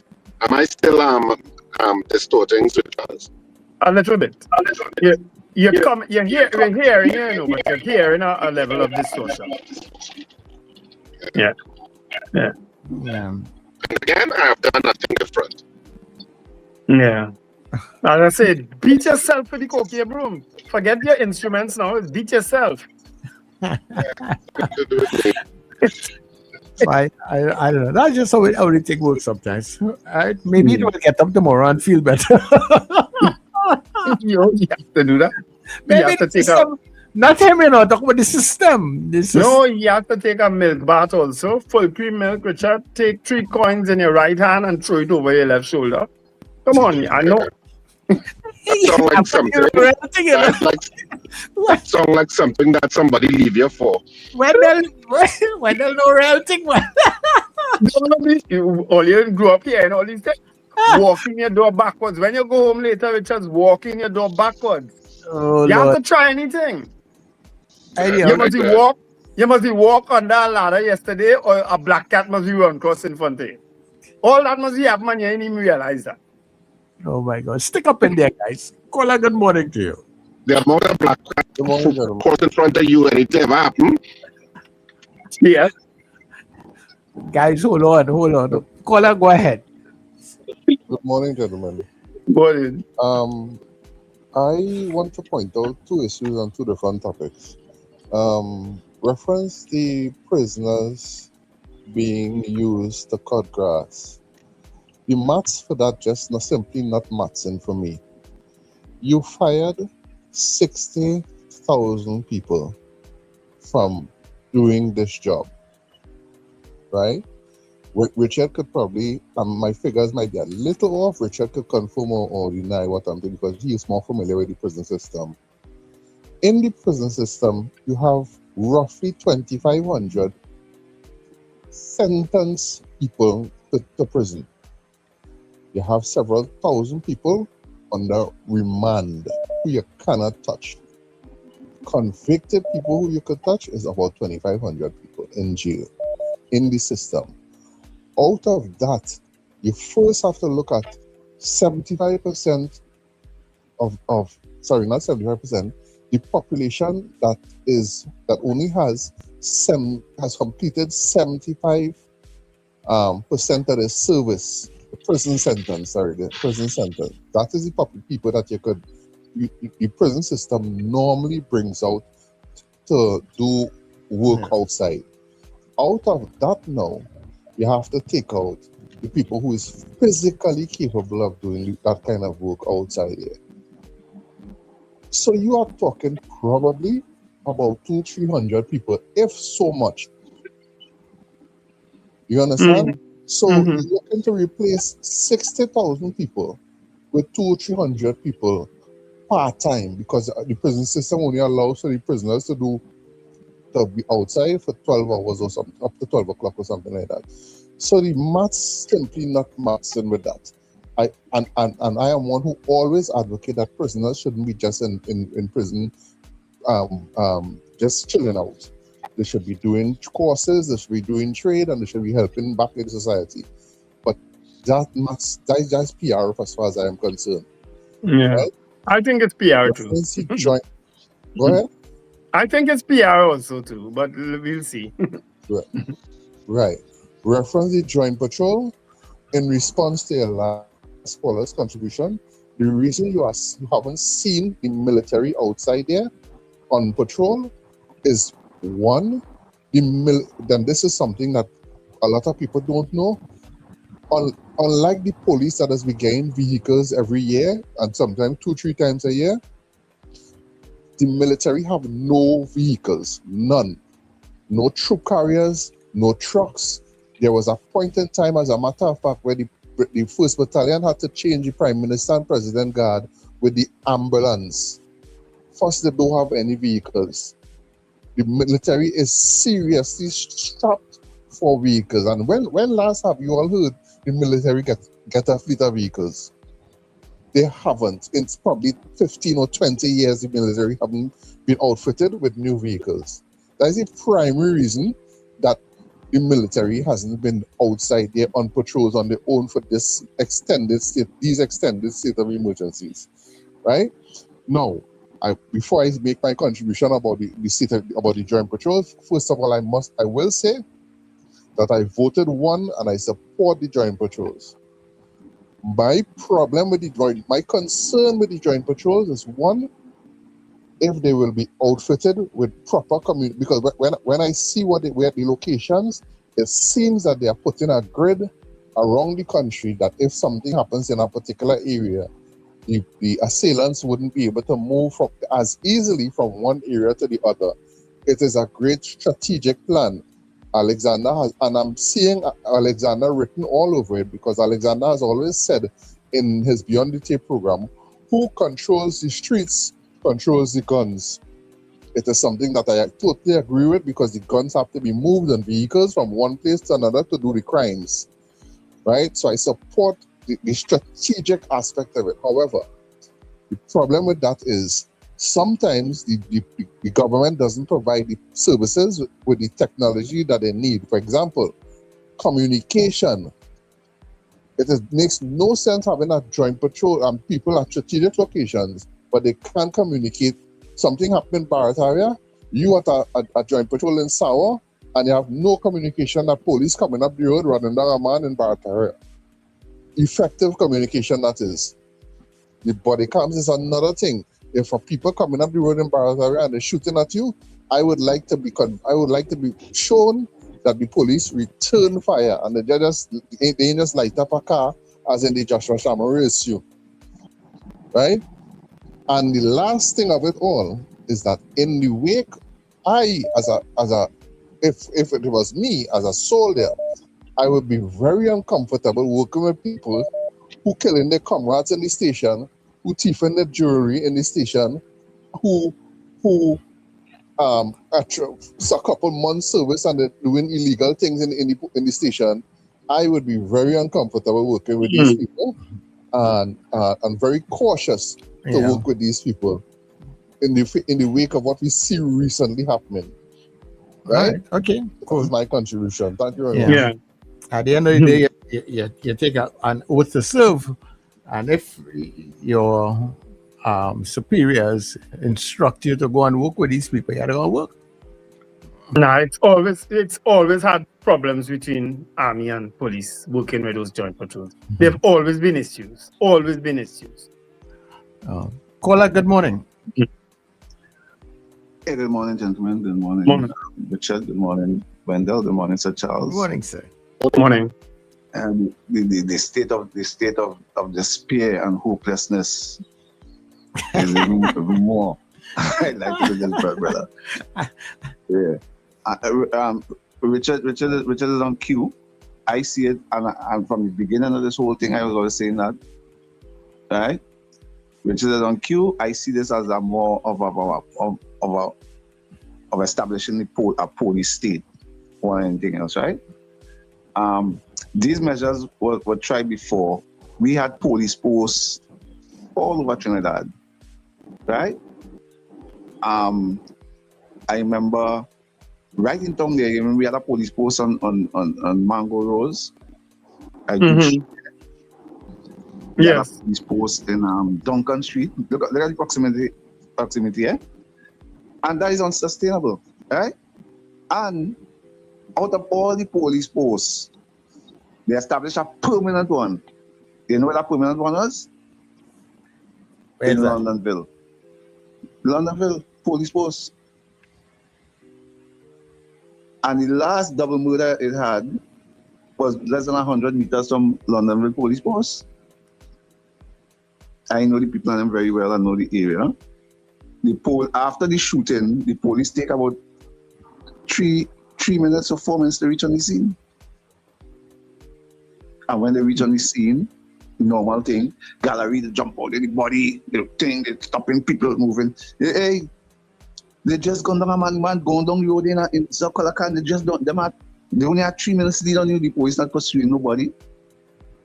When last you see a manhunt or anything with the police and then broad daylight, they shoot. They shoot a man right outside Belmont police station.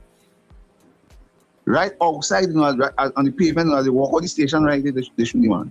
Mm-hmm. Right?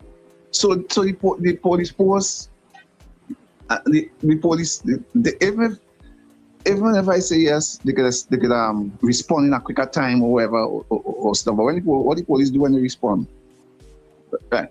All you'll find when they do that, and let me show you how they doing things by VAPs. If I say that is my strategy, I'm going to establish police posts. I'm going to establish 30 police posts and putting them in strategic areas, right? If you thought it out and you don't know where the 30, where the treated place and where the 30 going, they name 24 and they're yet to come up with the next 6. That is thinking things through or being thoughtful about things. Right? All you'll find coming out of that is an increase in traffic offenses and so on, and increase the locking up people for marijuana and weed and all kind of thing. But the matrix where we judging crime on in Trinidad and Tobago is murders, not so? Murders is the matrix we use. A lot of people are not aware how much rape it have, how much pickpocketing it have, how much people's chain being snatched, right? That was the matrix. That and recently home invasion. Up to now, we not the statistic for home invasion, how much home invasion or whatever, right? But all of that now, how many people were held? Now, I have a way in solving things. I was in the engineering field and stuff and things like that. And when we have a problem, they used to tell us, you either correct the shortcoming in people or a shortcoming in the system to reach that solution. Now look at something. The guy spoke just now before I did my research. Our prison system can only hold about 3,000 people, you know, with all this fighting crime. Yeah. Yeah. Our prison system. Yeah, no problem. Yeah, you know, You're getting distracted. Yeah. Something is distracting him. Yeah. Yeah, somebody else behind you.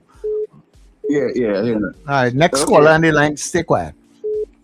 All right. Yeah, that's the person coming up next.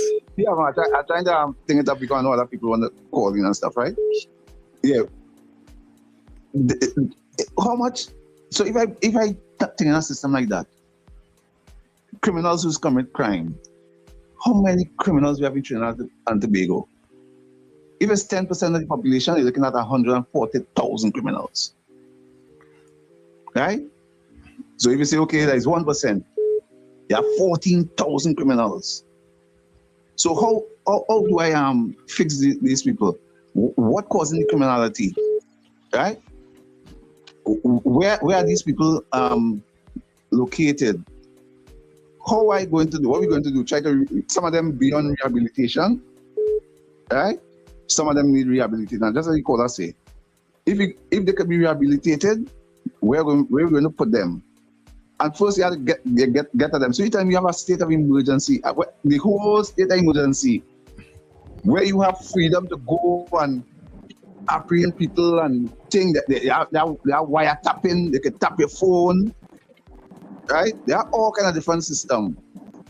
How much people are being charged under before the court? How is that going to bring down the murder? Right? When the people are murdering people right in front of the police station and you putting the police post on the highway. How much murders take place on the highway?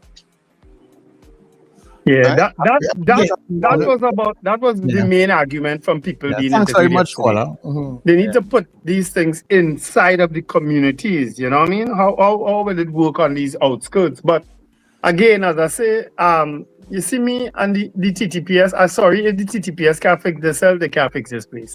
I've maintained that for the years that I've been doing this radio thing. The TTPS have to fix themselves. If they can't fix themselves, they cannot fix this place. Yeah. All right. Kola, good morning. Morning, gentlemen. From the center again, Virginia here. Hey, just assuring Richard here, the technology is being used. I will leave it like that. But how effectively and how well managed, that could be a different question of debate. However, with this exercise that's being done while I voted yes, I tell you what, BOB, either something is missing here. First, foremost, have body cams and on the beat. That's where my BOB come from. Okay, so unless you have that, forget. It's almost like pretty cat before the horse. So body cams, nothing mentioned about that, and you all bring up valid points about having the police posts, all over the place and so on. It's a good move, but looks like it's being the cat is being put before the horse. Anyway, take care, guys. Cheers. Bye. All right. Yeah.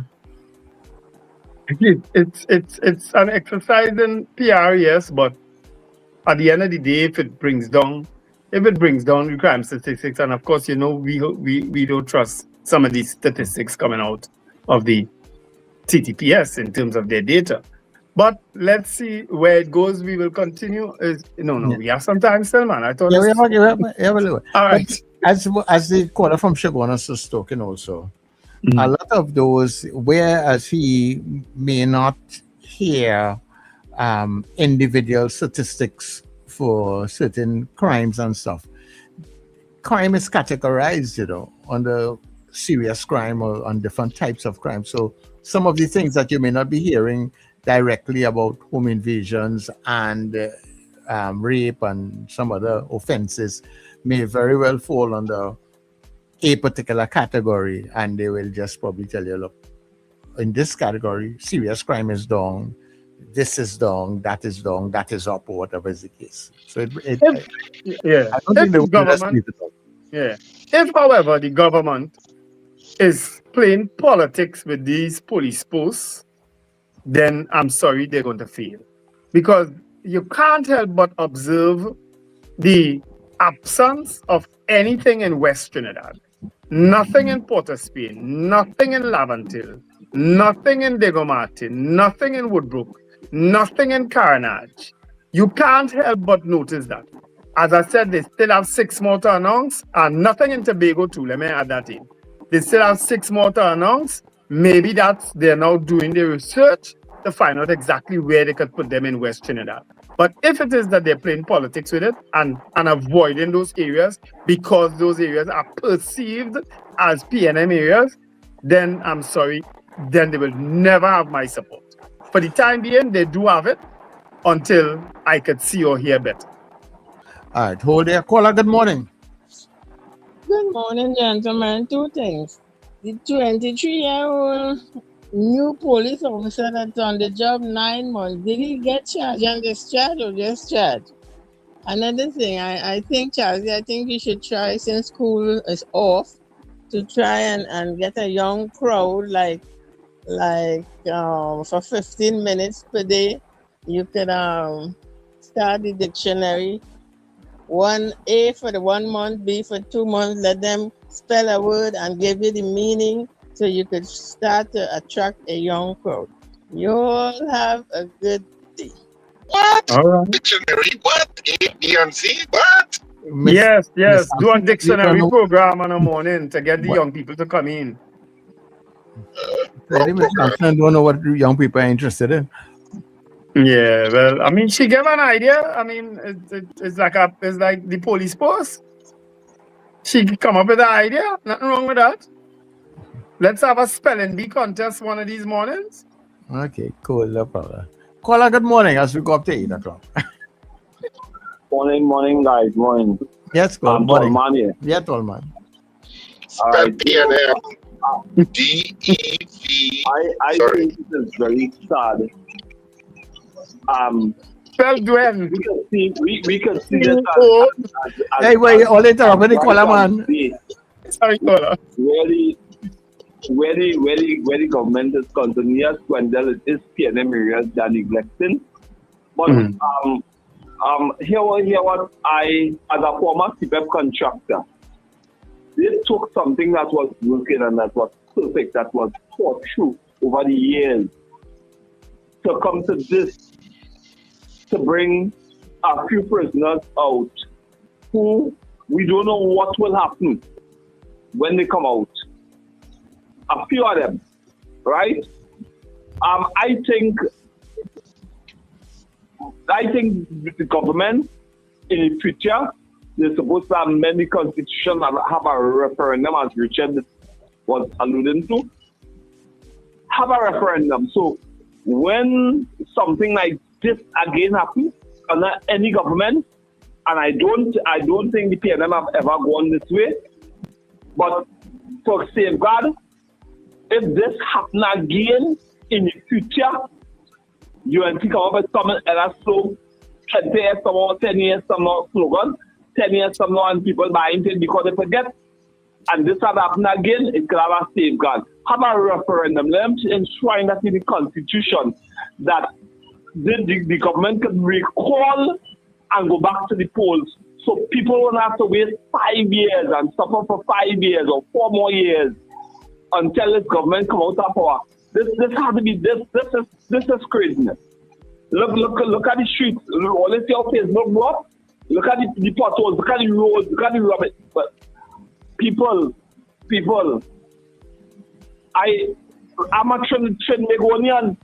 Why I have to be unemployed and cannot get work because of my name or because of who I am?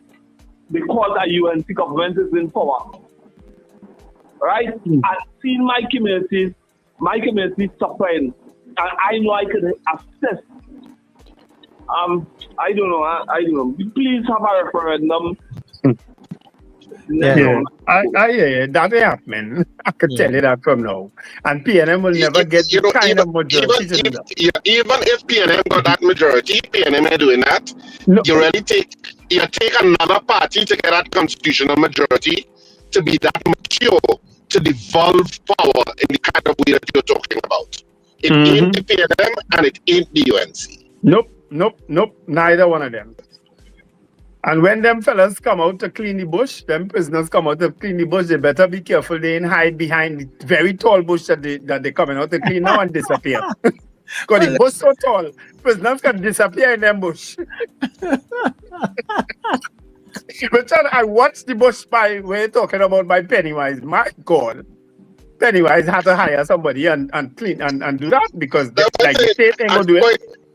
At the point that they were landscaping, they can tell the fellas, hey, only just clean the bush by the highway then. This in front of the landscape, so the good landscaping is very well done. So that it's a clear sight line. rather than this highway bush, you have to kind of see through the bush and say, hey, that's not coming there. But it looks beautiful. The building and everything looks so beautiful. Pennywise, only really should run. Mr. Paladin, you should go for election, boy. Pennywise I tell you, bank tellers need to get trained when Pennywise catches getting trained. Pennywise is a place of beauty, you know. You ever stand up outside a Pennywise and just, anyhow. What you saying there, Mr. Davis? A place of beauty. You just, I love when she says, "Come, let's go down to Pennywise." I think Pennywise is, and I've said this before, is kind of like maybe a tourist attraction kind of too, you know. It, as far as I know, America doesn't have stores that is just devoted to human care. They will have Walmart and have all kind of stuff and whatever. But Pennywise is just devoted to human. It's like a human care supermarket. Pampering yourself, huh? Yeah. Yeah, it's all about human care products, but it's like a supermarket. Yeah. Yeah. Because you know, you could walk in a Pennywise for let's say you just want deodorant and you come back out with a full basket, you know. Most places. Most places go to shopping. Yeah. Anyhow, people, we are going for the news and come back, right? Stay with us. All right.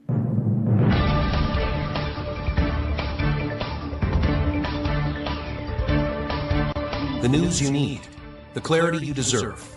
Local, regional, global. This is Net Radio News Now.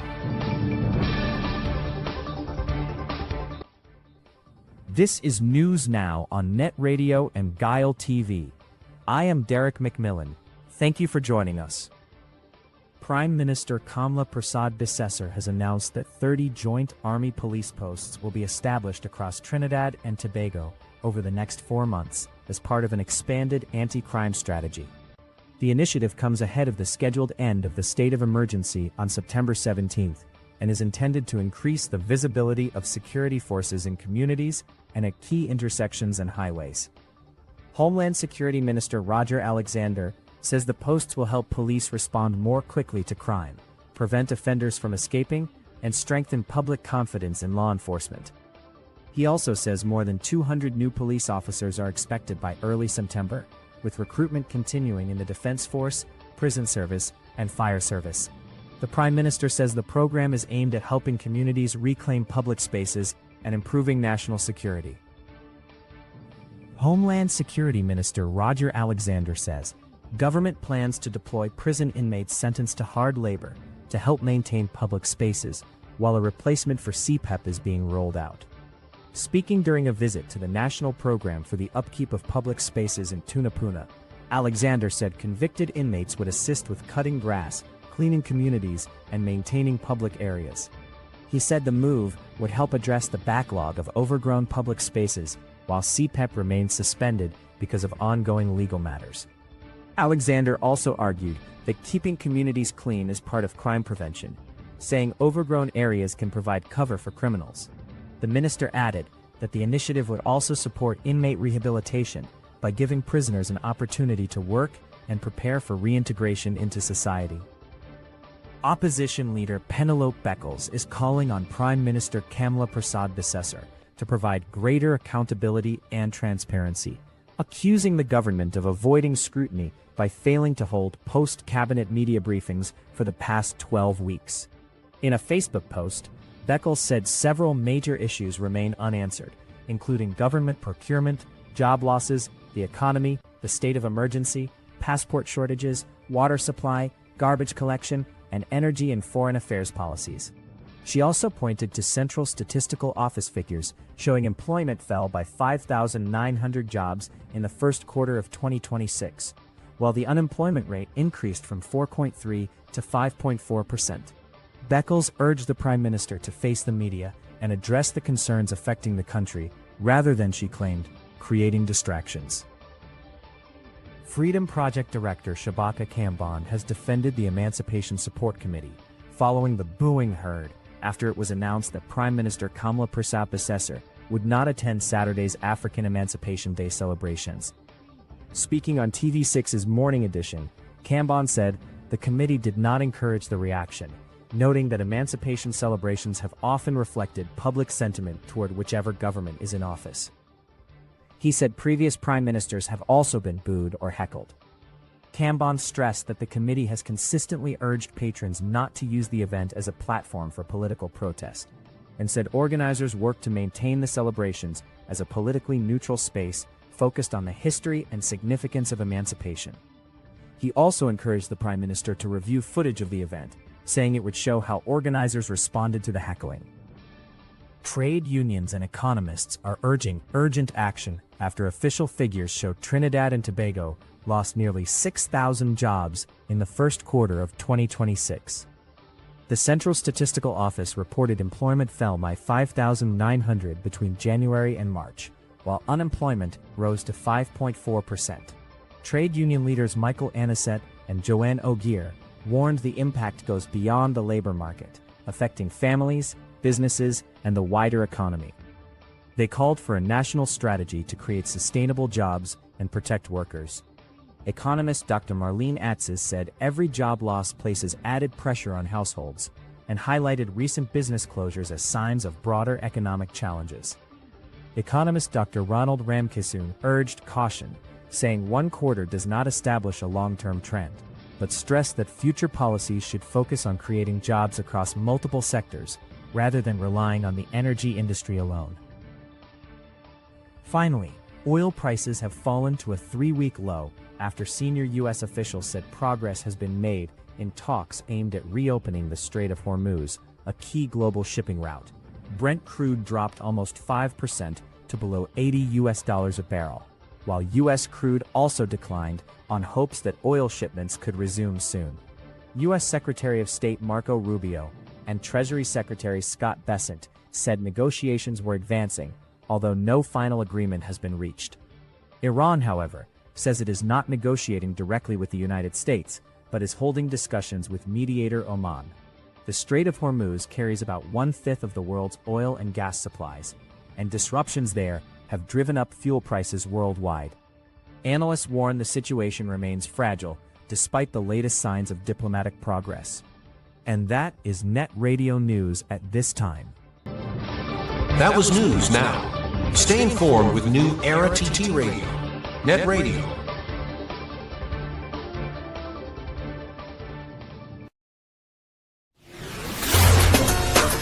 All aboard! Calling all you NETT Radio listeners and fans. It's time to pack your cooler, gather your crews. Join us on NETT Radio. NETT Radio. Halloween Cooler Crew in red, white, and black. On board the luxurious Island Royalty, Saturday, 15th of August, boarding at 7 p.m. from Hardcuts, Shagaramas. We sail at 8 p.m. sharp. Enjoy great music all night long from your favorite NETT DJs, Sir Charles, CJ, Mr. Flavor, Doc International, RJ, and Fluffman. Tell you you's a big dancer. Come show Early bird tickets are just $200. After $250. Get your tickets now at Crosby in St. James, Rumba, St. James, Bobby's Bar in Crep, Pats International in Arima, K Square Fashions at C3 Center, West Mall and Eastgate Small, and all NETT DJs. No glass bottles allowed. Bring your coolers, bring your crews, and let's celebrate together. NETT Radio, NETT Radio. Halloween Cooler Crew, Saturday, August the 15th, aboard the Island Royalty. For information, call 638-2609 or 497-7173. Call we on the scene.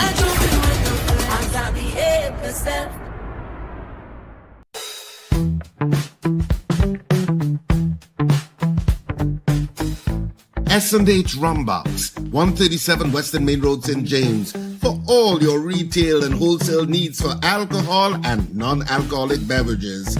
Call us at 686-0599 or visit us at 137 Western Main Road, St. James. S&H Rumbox, drinking out of the box.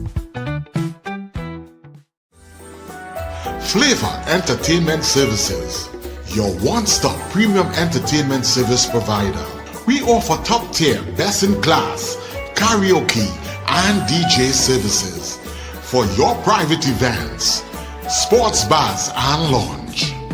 Let us help make your birthday parties, weddings, anniversaries, and corporate special events memorable and special. Call us now at 462-2029. We provide more than just music. We create memories that last.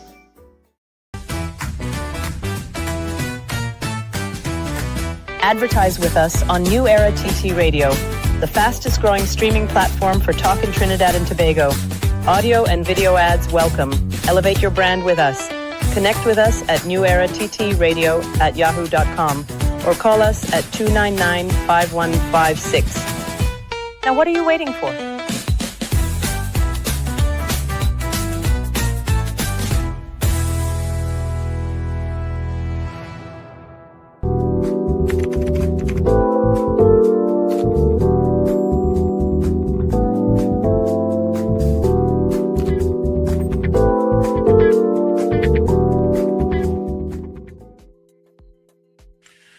All right, everybody, and of course, welcome back. Wendell. Wendell, drop off the map. Anyhow, we look out for him coming back in. Yeah, so people, we are inside of the third hour. It's now 15 minutes past the hour of 8 o'clock. So welcome to the third and final hour of the breakfast show. Of course, your weekday companion. Now, people, we have our Color Week cruise that's coming up next week, Saturday. So we don't just study days before now. We were talking weeks before. Now we are talking days before. You get your tickets as yet? Well, if you haven't bought your tickets as yet, we urge you to please go and get your tickets. Go and check out Rumbox. Go and check out the people at Crosby's in St. James. Also, Bobby's Bar in Kirab and Fats International. They are in Arriba. Go and check out Howard at Fats International. Also, Key Squared Fashions. They are at Eastgate Mall, West Mall, and C3 Center. Remember, it's a cooler cruise, so you can pack your coolers with glass, well, no glass bottles, but plastics, and whatever you're drinking, whatever you feel we're drinking, and we're good with that. And come on board. We are boarding at 7 p.m.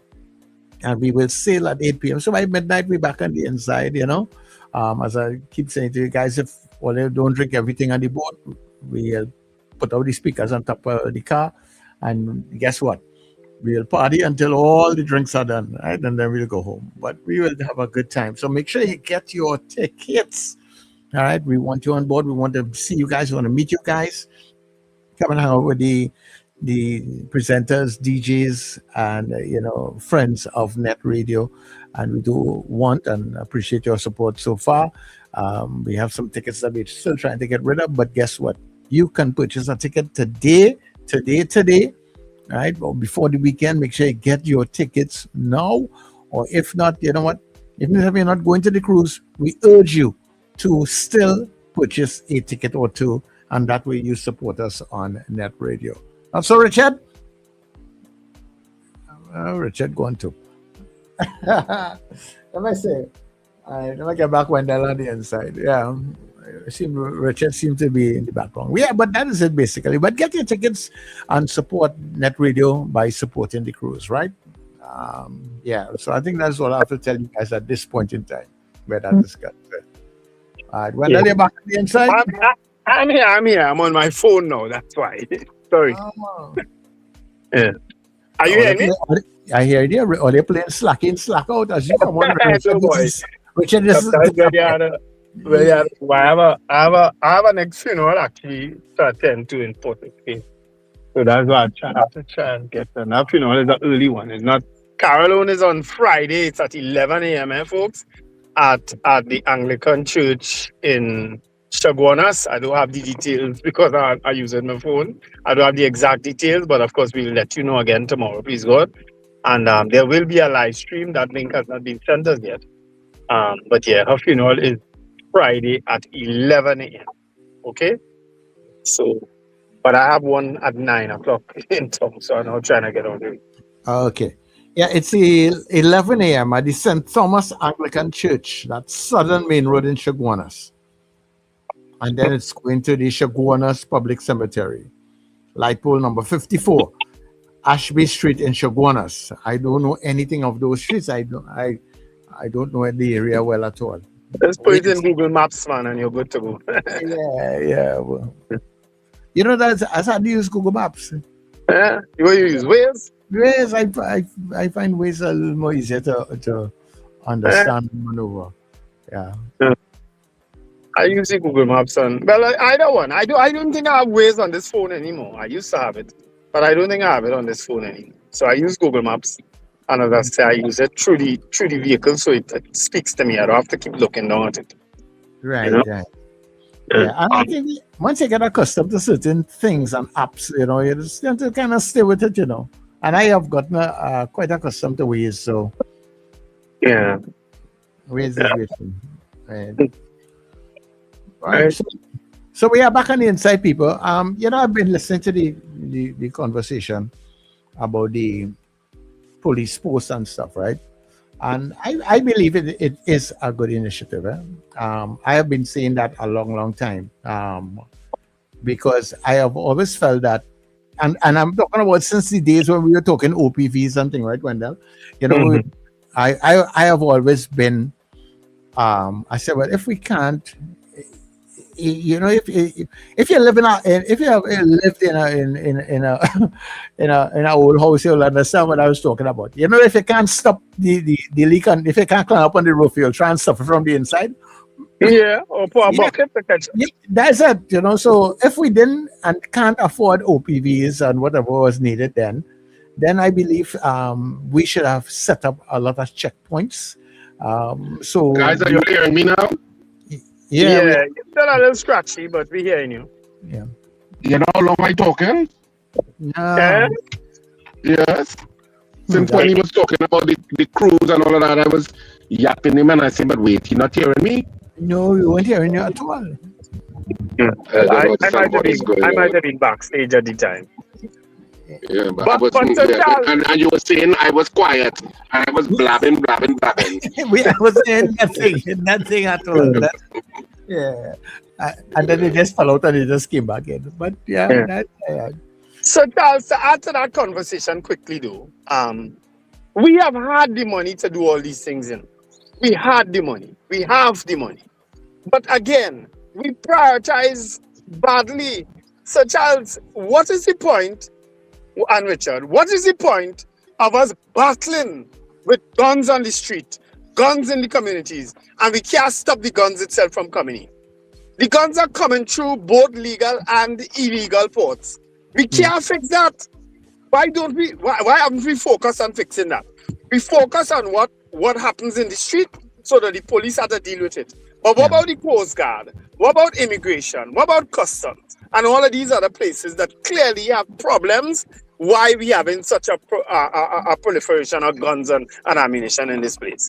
Yeah. We ain't fixing that. But that's where technology comes in, Wendell. Whatever your radar capabilities are, whatever your drone capabilities are to survey your coastlines and stuff like that, that's where your technology comes in. It's not an impossible thing to fix. And in regard to crime, the greatest battle to crime, of course, is the reduction of poverty and also education.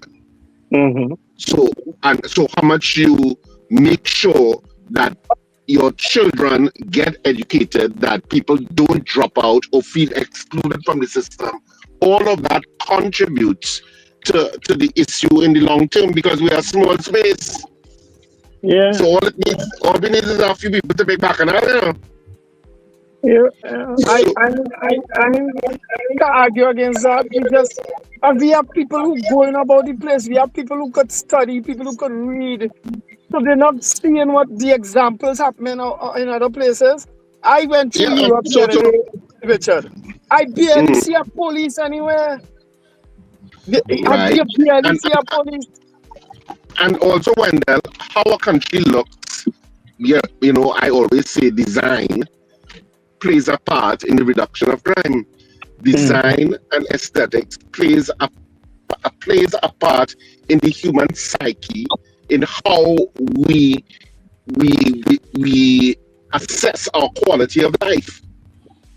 And all of that matters, but you know, a lot of the times politicians don't take that into consideration. And that whole thing about, there's a whole thing with crime prevention through environmental design, all of that which we have talked about for years, they still don't take it into consideration. And so here we are in 2026, still dealing with, this silliness. Yeah, but but what Wendell was saying there, and that's what I was linking it to, Wendell. So you see, it is a holistic situation that we don't and have not been dealing with. So if we know that there are areas and we know where certain things are passing, what are we doing to keep those officials also, as we talk about customs and the coast guards, and what are we doing to keep those people honest? When I say we talk about illegal ports, but let's deal with illegal ones, right? So when's the last time? Everybody know what is the problems you hear in customs, you hear the problems with the police, but have we had any shake-up in any one of those places to say to the citizens that, hey, it's not business as usual up inside of here? No, for a quick answer, no. Right. And for years it's been like that. Right. Regardless of who's in government. Yeah, you will hear certain things about custom officers who not on duty, but will come on duty at certain times just to let certain people goods pass and all that kind of thing. How come we still hearing them thing today? Look how many years we hearing about that. We talking about rogue police officers, but hey, what are we? Yes, the police will say, well, we just arrest we own, but hey, if we wait on all that to arrest all your own, it could be about 1,000 years before you get all the bad ones out. Every time the police arrest 10 innocent men, let me go a little, 99 innocent people, they arrest one of their own. The one of their own does eventually get off the charge somewhere along the line. Somebody stop coming to court, or somebody dead, or some evidence get thrown. Some kind of thing that's happened. Yeah. Whenever they arrest their own. So they've been fooling me with that. Right. So we have to get serious about all of these things, and start to make a change. But we are not seeing those things taking place. So hence we talk about the police posts and that sort of thing, because what we are looking for is stopgap measures, but the bigger and more continuous things that need to go into play. How are we going about with that? Because the criminal justice system is what we have to talk about. We have to talk about the police, and we have to talk everybody in isolation. We have to talk about the police, but we have to talk about what's going on with the DPP. We have to talk what's going on with the courts and the slow pace. We have to talk about the prisoner and rehabilitation. As Richard talked about, we have to talk about social services. All that is part of that conversation. This is why people are so skeptical about these police posts, these joint things working, That is what is fueling the skepticism, People just don't have confidence that it's going to work. And when you have a minister who blowing in a plastic bag and talking all kind of stupidness sometimes, in charge of this whole scenario, people will be skeptical. When you have a commissioner of police who come in and telling you one thing and is really a next, people will be skeptical. They will be. A lot of these senior officers, they are very well educated and maybe have the best interests at heart. But guess what? Them close to pension age. Them ain't doing nothing to mess that up now. Yeah, them ain't doing nothing to mess that up. Right. So we have all of these things taking place. But at the end of it all, the crime continues. It will continue. And it is getting worse. Criminals are not slowing down. They are not stopping. They are still doing all that they had to do. Look at that home invasion. We had 2 home invasions recently. Yeah. A man withdraw $155,000 from a bank. And when he reached home, the car waiting, the robbers waiting home by him, Yeah, like them send him to the bank. Yeah, them send him to the bank. Yeah. And then the next person in Tobago lose 200 and something thousand. I don't even know why people have this kind of money in their house.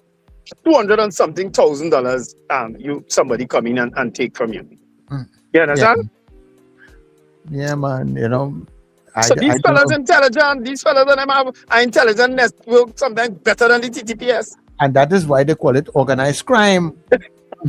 It is well organized, you understand, and while we look at it on the ground level, it is well organized, and people in other areas are making sure it stays in a particular way. So it's not going to stop. It's not going to stop, because at the end of the day, everybody has money to make, and everybody looking to make their money somewhere, somehow, offer somebody, you know. But I am hopeful that at least, there could be some continued measure of suppression, and I'm hoping that some of the other things that need to go into the fixing the whole network, the courts, the DPP, and all the other areas, that they continue to work on those things, because unless we start to fix those other things, I think it was Answer at a time made a comparison, or looked at the fact that here when the police doing their work, and we can look every day, more and more people before the courts, So at least some things have people be, if they were only really functioning really well, when what will happen? Where would all these people be? If the courts right now cannot handle it, if remand full and all those things, right? If the police were really functioning at 100%, what will happen? We got to start up with how to put criminals in Hilton. Well, but as Richard keep pointing out too, it would have been a deterrent if they were actually catching people. It would have the criminal activity itself would have lessened. You understand? If they were actually holding people accountable. But look how much people it have right now. There's still that in court, that in remand yard and all that kind of thing. When it means that some people are still being caught, and it is still not deterring the others from coming on, because they see he do that wrong. I go get it right. But people, we're taking your calls, 281-1315-299-5156. All right, let's hear from you. Let's take a couple of your calls. Caller, good morning. Good morning, Sir Charles. Richard Wendell. Morning, Raymond. Morning, sir. Gentlemen, I don't know how the police booths are going to operate. Is it a 24/7 operation or a daylight operation, let's say from 6 to 8 in the evening? Is there a physical structure going to be on site, or they're using tents? How is it going to operate? Because sometimes when you ask questions, the first thing they want to say is that you're bashing the initiative, and you don't want to see succeed. But sometimes you need to know how it operates if you want to know if you're going to be safe. Yeah, well, you're not going to get those answers, caller. Because all that is national. All those were questions we asked this morning too. And you're not going to get those answers. Remember, the people are the big people. Even though you're not getting the answer, when is it in operation, so people wouldn't see? Well, that's what you will have to see and wait and see how it's working. Because if you have any people that 6 years for 24/7 period, and what about running water, toilet facility, all these sort of things? As a member of the public, I just want to know. Yeah. You want to wait until it actually in operation to even see. Yeah. Well, as I said, we've been asking, but as I said, I don't expect those answers. And also, and what could reduce crime or play a big part in reducing crime, in my view, if you catch somebody doing something, why does it have to take 7, 10, 15 years before the matter could see? If a person is caught, let's say in January, why can't the matter be tried and concluded by April only? What's the reason for that? If that happens, a lot of the criminals will realize that as soon as something happens to them, if they are caught, they're going to be swiftly dealt with. Yeah, And that is it, caller. You know, that part of the whole thing. That is what I'm saying just now. There are other aspects of this whole crime network that we need to fix, and it's not an easy fix because it's been going from administration to administration for too long. Yeah, you have criminals running all over the place, getting being coming back out doing other things, even a white collar criminals. And look how long this guy was charged. He considered charged basically. When was it not matter when he was done with it? Dr. Mulina and a lot of other people. Yeah, probably that probably might be dealt with after Ish and Steve caller. Caller, good morning, Captain Ron. Good morning, gentlemen, gentle people. How you guys Morning, doing? morning. Interesting topic. Listen, two things. I think I voted yesterday for the 30 posts, and I hope they don't turn it into putting anything down on the West. But also, I feel, according to what Mr. Griffin was saying, I was listening to him yesterday on the Ian Allen show, where you're going back in the 1970s. Well, okay, well then have the post, employ more people to put on patrol, you have the cars already sitting there, and also get drones, like how they do it here. They have drones, they have patrols, they have posts. So it's covered from all angles. Of course, you wouldn't know when somebody's going to commit a crime, because you can't see in their mind.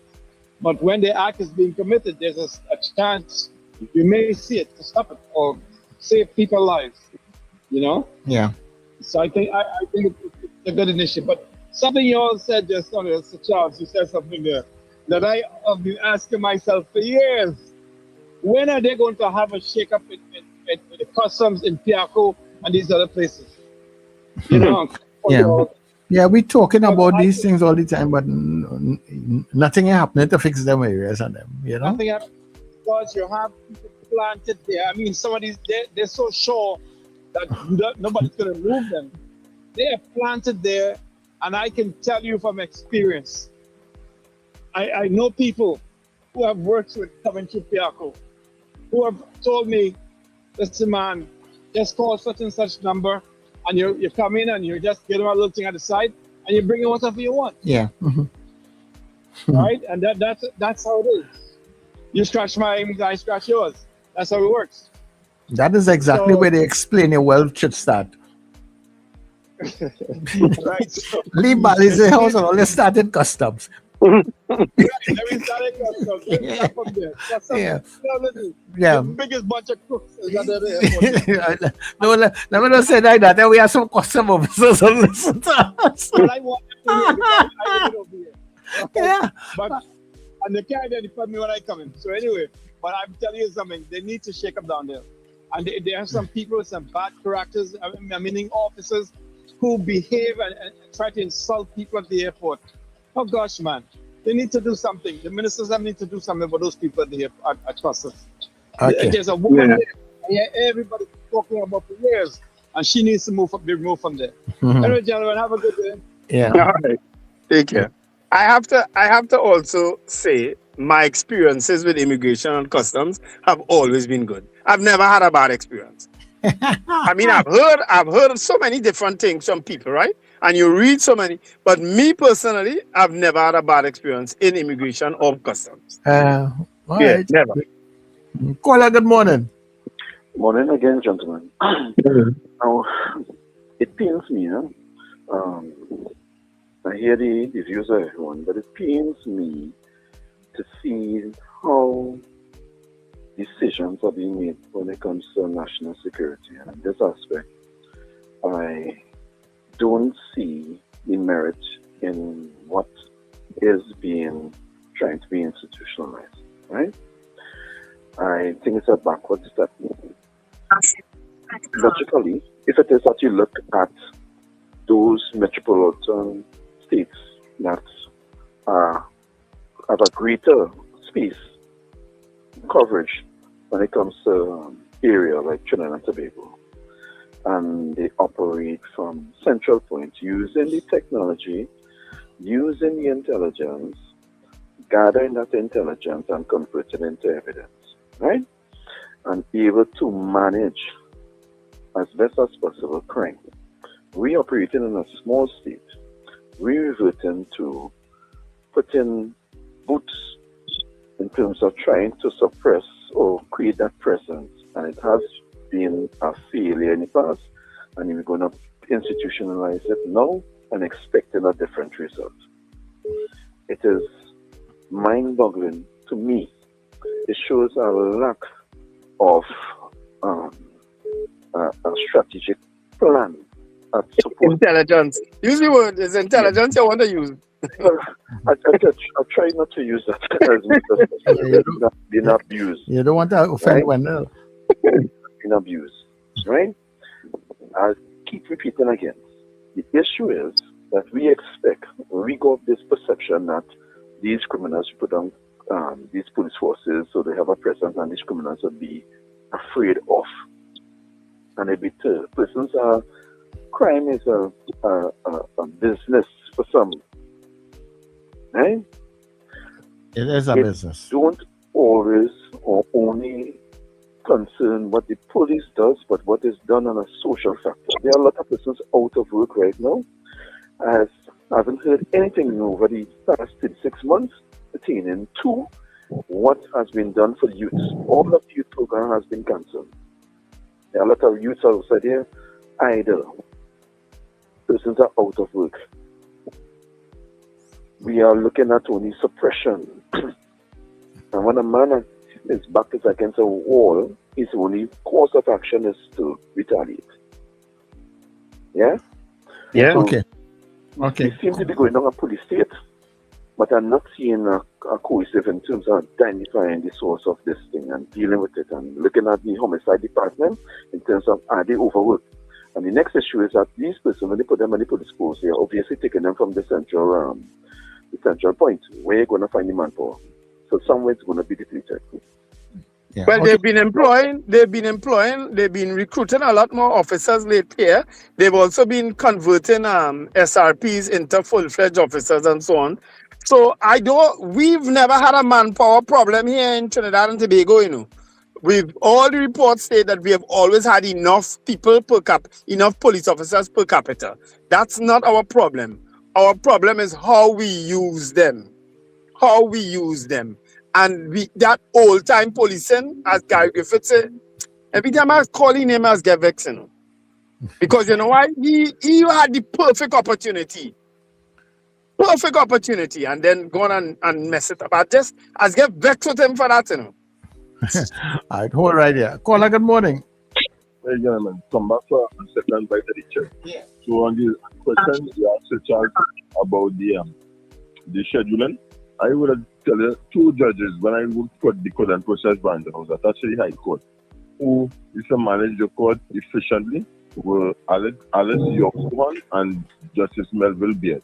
They would actually impanel 2 or 3 juries and say, listen, this trial finishing so and so did, come back so and so did. When they do the summon up and thing, right? And give the jury the case to adjudicator and thing. So what I'm saying is that it's something that could be done, right? Right now, administratively, the Chief Justice and his senior appeal court colleagues could have sit around and say, listen, in our experience, this type of trial should take this long and so on. And you could let that flow and you create a ethos where that is automatically, right? Of course, for someone who now joining the bench, it might take a little longer, but for the more seasoned people, they will have that ethos encapsulated and be able to go on and manage how trials are done. So it could be done, especially now we have a JIPA ease up the thing and you know you do go through preliminary inquiry and things like this. The second thing I want to jump on is 26 years ago they would have established the IATF, Interagency Task Force, which was what? Bringing soldiers and police together to do what? Police high crime hotspot areas. 26 years ago I was telling you all about that.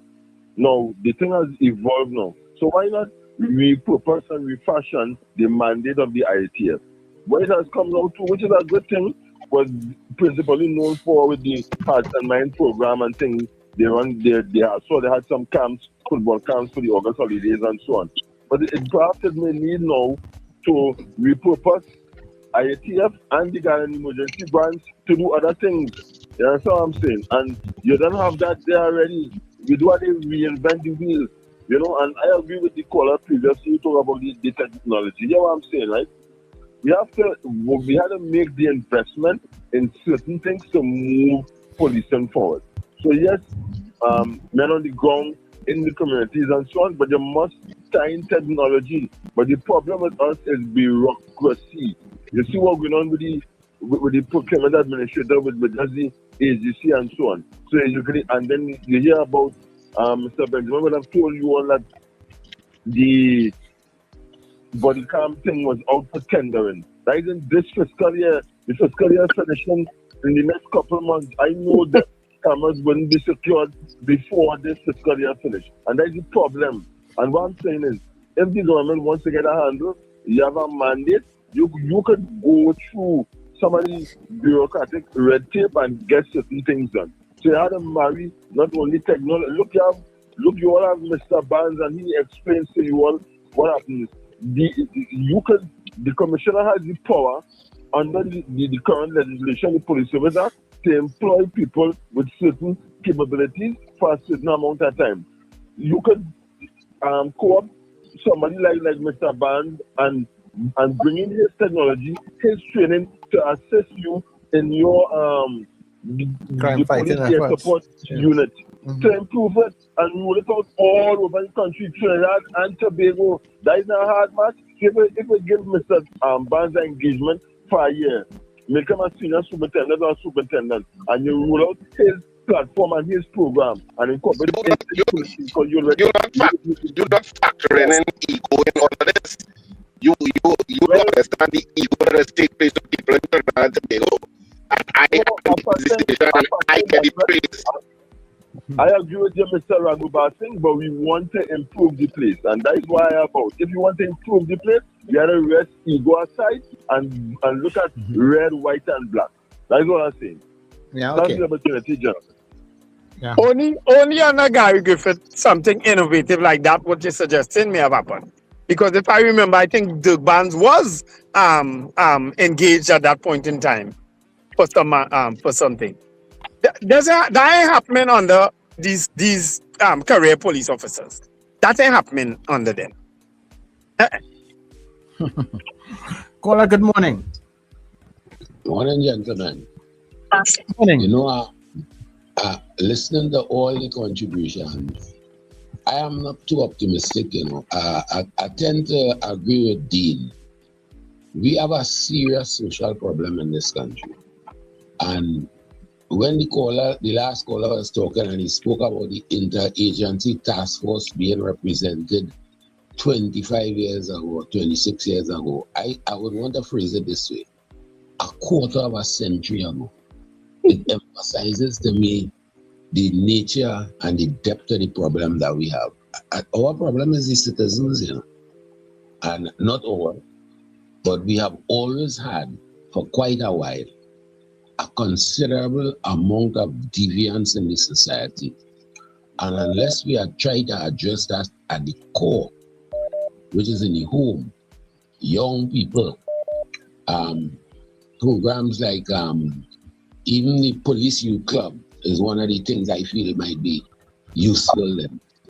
We will be just spinning top in mud. I listened to you earlier and I remember and I said, but wait now, I used to be traveling to work and talking sometimes on a cell phone. That is even before they bring in cell phone legislation. And having a conversation with the late Edison Carr and the late Percy Caesar and the late Vernon Ramisa Sr. about the same lack of guidance in the home then. So the police that we have out there come from our homes, you know. And that is it's like a dog trying to catch its tail then. So I am not optimistic. I've heard so many things being implemented, whereas the anaconda that the last caller spoke about when he was in the service. Until now, we just keep spinning and trying to catch our tail. And until we find some way of addressing the attitude of citizens, even if they're not involved in criminal activity, they're abusive, they have no manners, they're rushing in the line, it's disorder. And we have to start somewhere, little by little, but it will take another quarter of a century before we have any kind of positive impact. And that is where I come down. Similar to Dean, we have a serious social problem. Have a good day, gentlemen. Yeah. I tell you, we're not seeing these changes in our lifetime. We're not going to see much difference in our lifetime. I've resigned myself to that. And I'm cool. I don't agree with that. I don't agree with that. You can see all kind of change in remarkable times. In remarkable time spans. So I don't agree with that. I don't see the change in our politics, Richard. That's probably, let me narrow it down to our politics.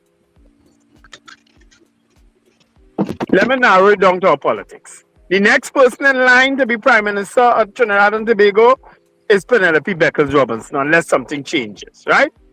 That's the next person in line.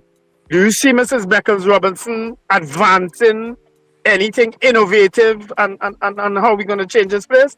She has a calm personality. Yes, the place is going to be calmer. We're not going to have a Prime Minister using derogatory terms. We're not going to have a Prime Minister using caustic language. We're not going to have that, for sure.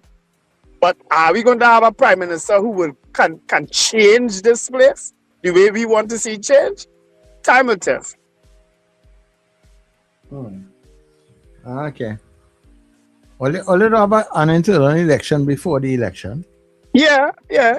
I've told people PNM discipline is going to kick in. PNM's discipline in not changing a leader just before a general election is going to kick in. I've told people that. And if I'm proven wrong, well then so be it. You understand? But Mrs. Beckles-Robinson is the leader now. And I would imagine she has very high hopes of being the next Prime Minister, especially the way this country going. All right. Caller, good morning. Yeah, hi. So Charles, Brenda, Richard, people at the NETT Radio. Hey, yeah, man. But I think I think these things are possibilities. Everything have a possibility, but always the whole. Okay, if the investment is in policing, I don't hear anything about community policing. I don't hear any investment in that. Community policing is the closest thing you could get to social work intervention, where you engage, you build trust within the community could walk up and, talk and integrate. I was just talking to a young man, well, not a young man, a kind of ageable fella, but he had to leave his community the other day, same fellas. So he living down in Flatland, up from the hills, up in St. Joseph, there, because what it was, all the guns, I think, is family fighting amongst family, and they using the guns and one damaging themselves and all that kind of stuff, and it's the attitude issues. And I'm not hearing, the thing with the police thing is this: they could identify, they cannot tell me up to now, or tell us up to now, all the gangs they know how many they stop, how many the guns off they get, how many young men they have removed from 6, 7 Rasta, and they're now gainfully employed somewhere because we were able to prevent and stop it through these social intervention programs. I mean, a friend was just telling me that the 1 year Mamdani has been in the lowest levels of crime in New York, experiencing, after double check the figures and thing. But the person telling me is a credible source, so I'll just take it on that. No, so we see it, and before that they were talking about, okay, we don't want police intervening in the social issues, so we will invest in social intervention programs, because when police go, they exacerbate the issues, and they invested in here, this, and this, and have gone in. So the well-being, I think there's a well-being. The way this leader has turned around the space through language and through programming, and a lot of social program and productivity programming, where they say you have to do the job, the job that you have to do, you have to work, get it into these things. And I don't know about the police with this a 4 months, 6 months training. We're not changing the culture. So employing more people is not the problem. I agree with you, Wendell. The manpower, we never had a man. We had, right, how do we effectively use and get people to understand their jobs and committed to the job? That way.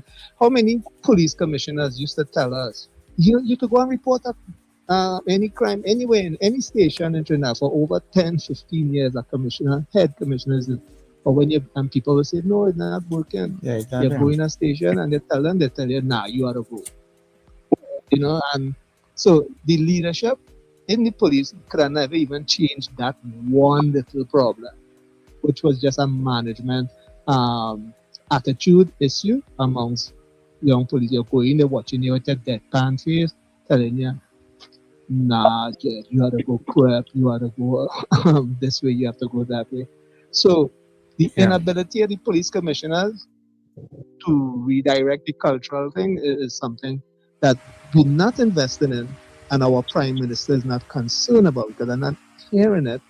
But to be fair to the minister of security, I hear him talking about, he was talking about the gender thing the other day, and now he's talking certain amount of reforming, and retraining and rethinking. So maybe he has a maybe something might be happening. It's about sit down with him and talk to him. All right.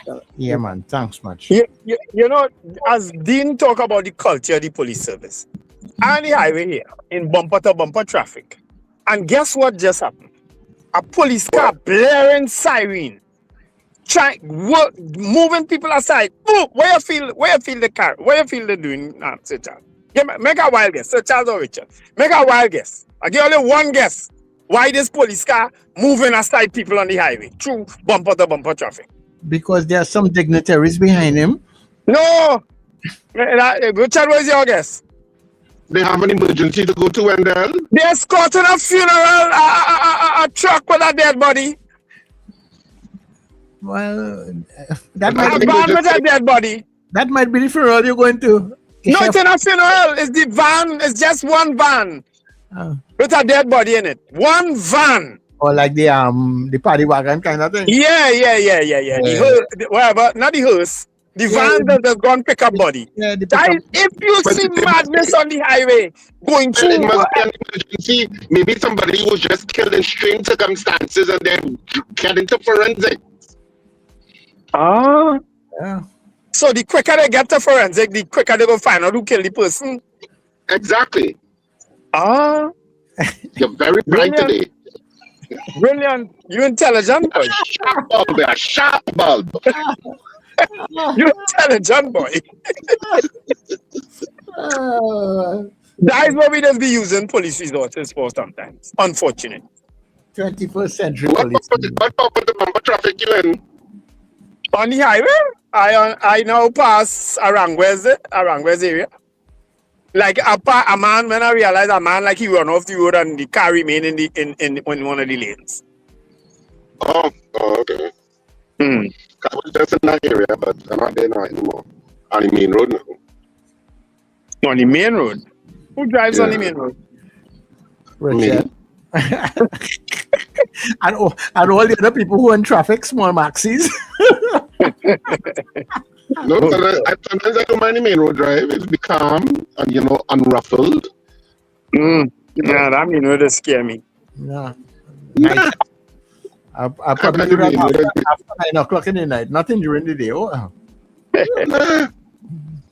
I remember a long time, we used to deliberately drive from Port of Spain to Arima on the Eastern Main Road just so we could stop by the bars and take a beer and lime and old talk and meet people and things. Now, I ain't doing that at all.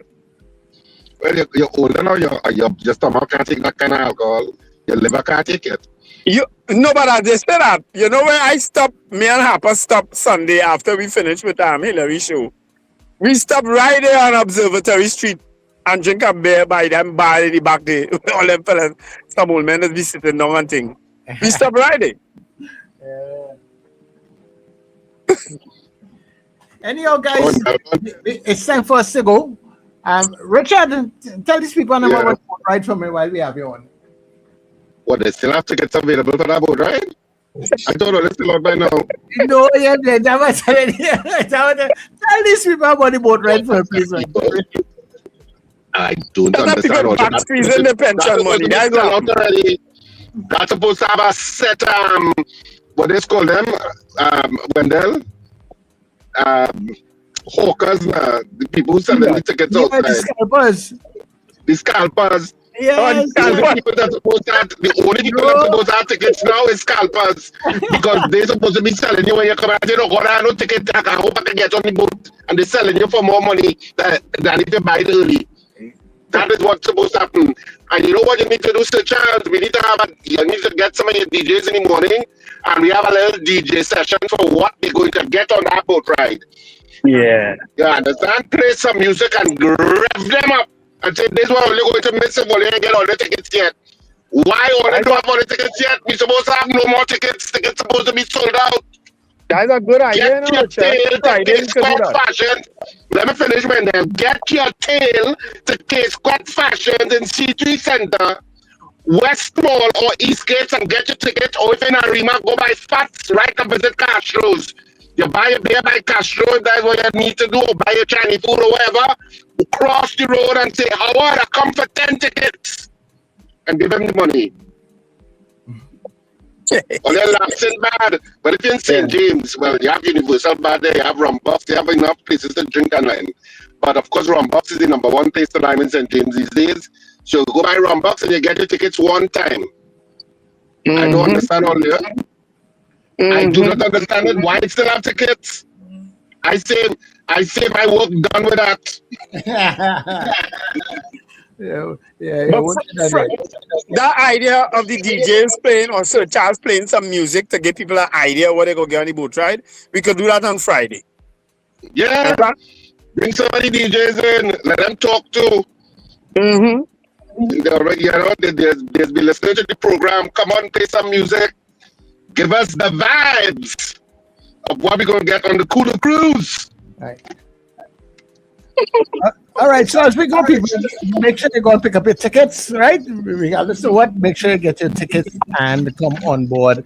And remember, if you're not on the cruise, still support by buying a few tickets, right? Oh, that's shameful. Yeah, like Miss Samson willing to buy Mr. Grant ticket. Oh, that's shameful. Oh, that was supposed to be sold out already. Yeah, by now I thought we'd have already sold out the cruise by now, but we have not sold out by now. So let's buy out a few tickets that it happens. All right?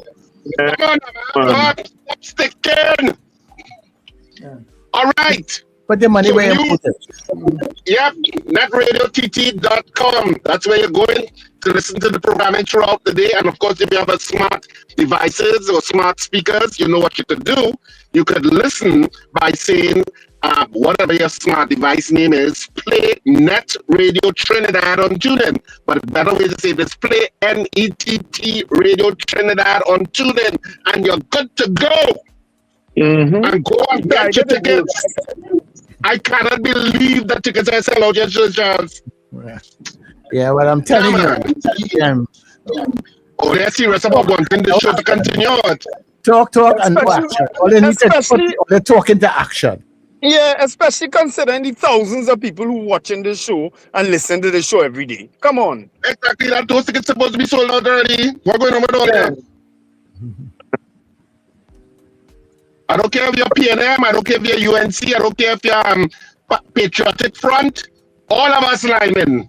UNC could whine on PNM could whine on UNC, and Patriotic Front could just watch from an aloof position and say that is the battlefield below, but we come in to take over. So, you know, whatever they want, that Cooler Cruise taking everybody. Yeah, man.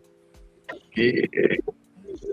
Anyway, folks, have an absolutely wonderful day. Remember to let go and let God. Lord knows you need to do that these days. Hey. Yeah, have a fantastic day. People, remember to smile and laugh. It's great for your health.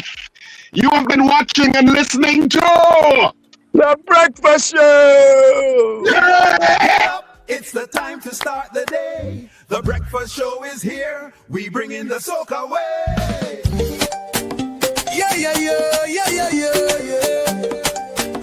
Yeah, yeah, yeah, yeah, yeah, yeah, yeah. Wake up, it's a brand new dawn. The Breakfast Show got the vibes turned on.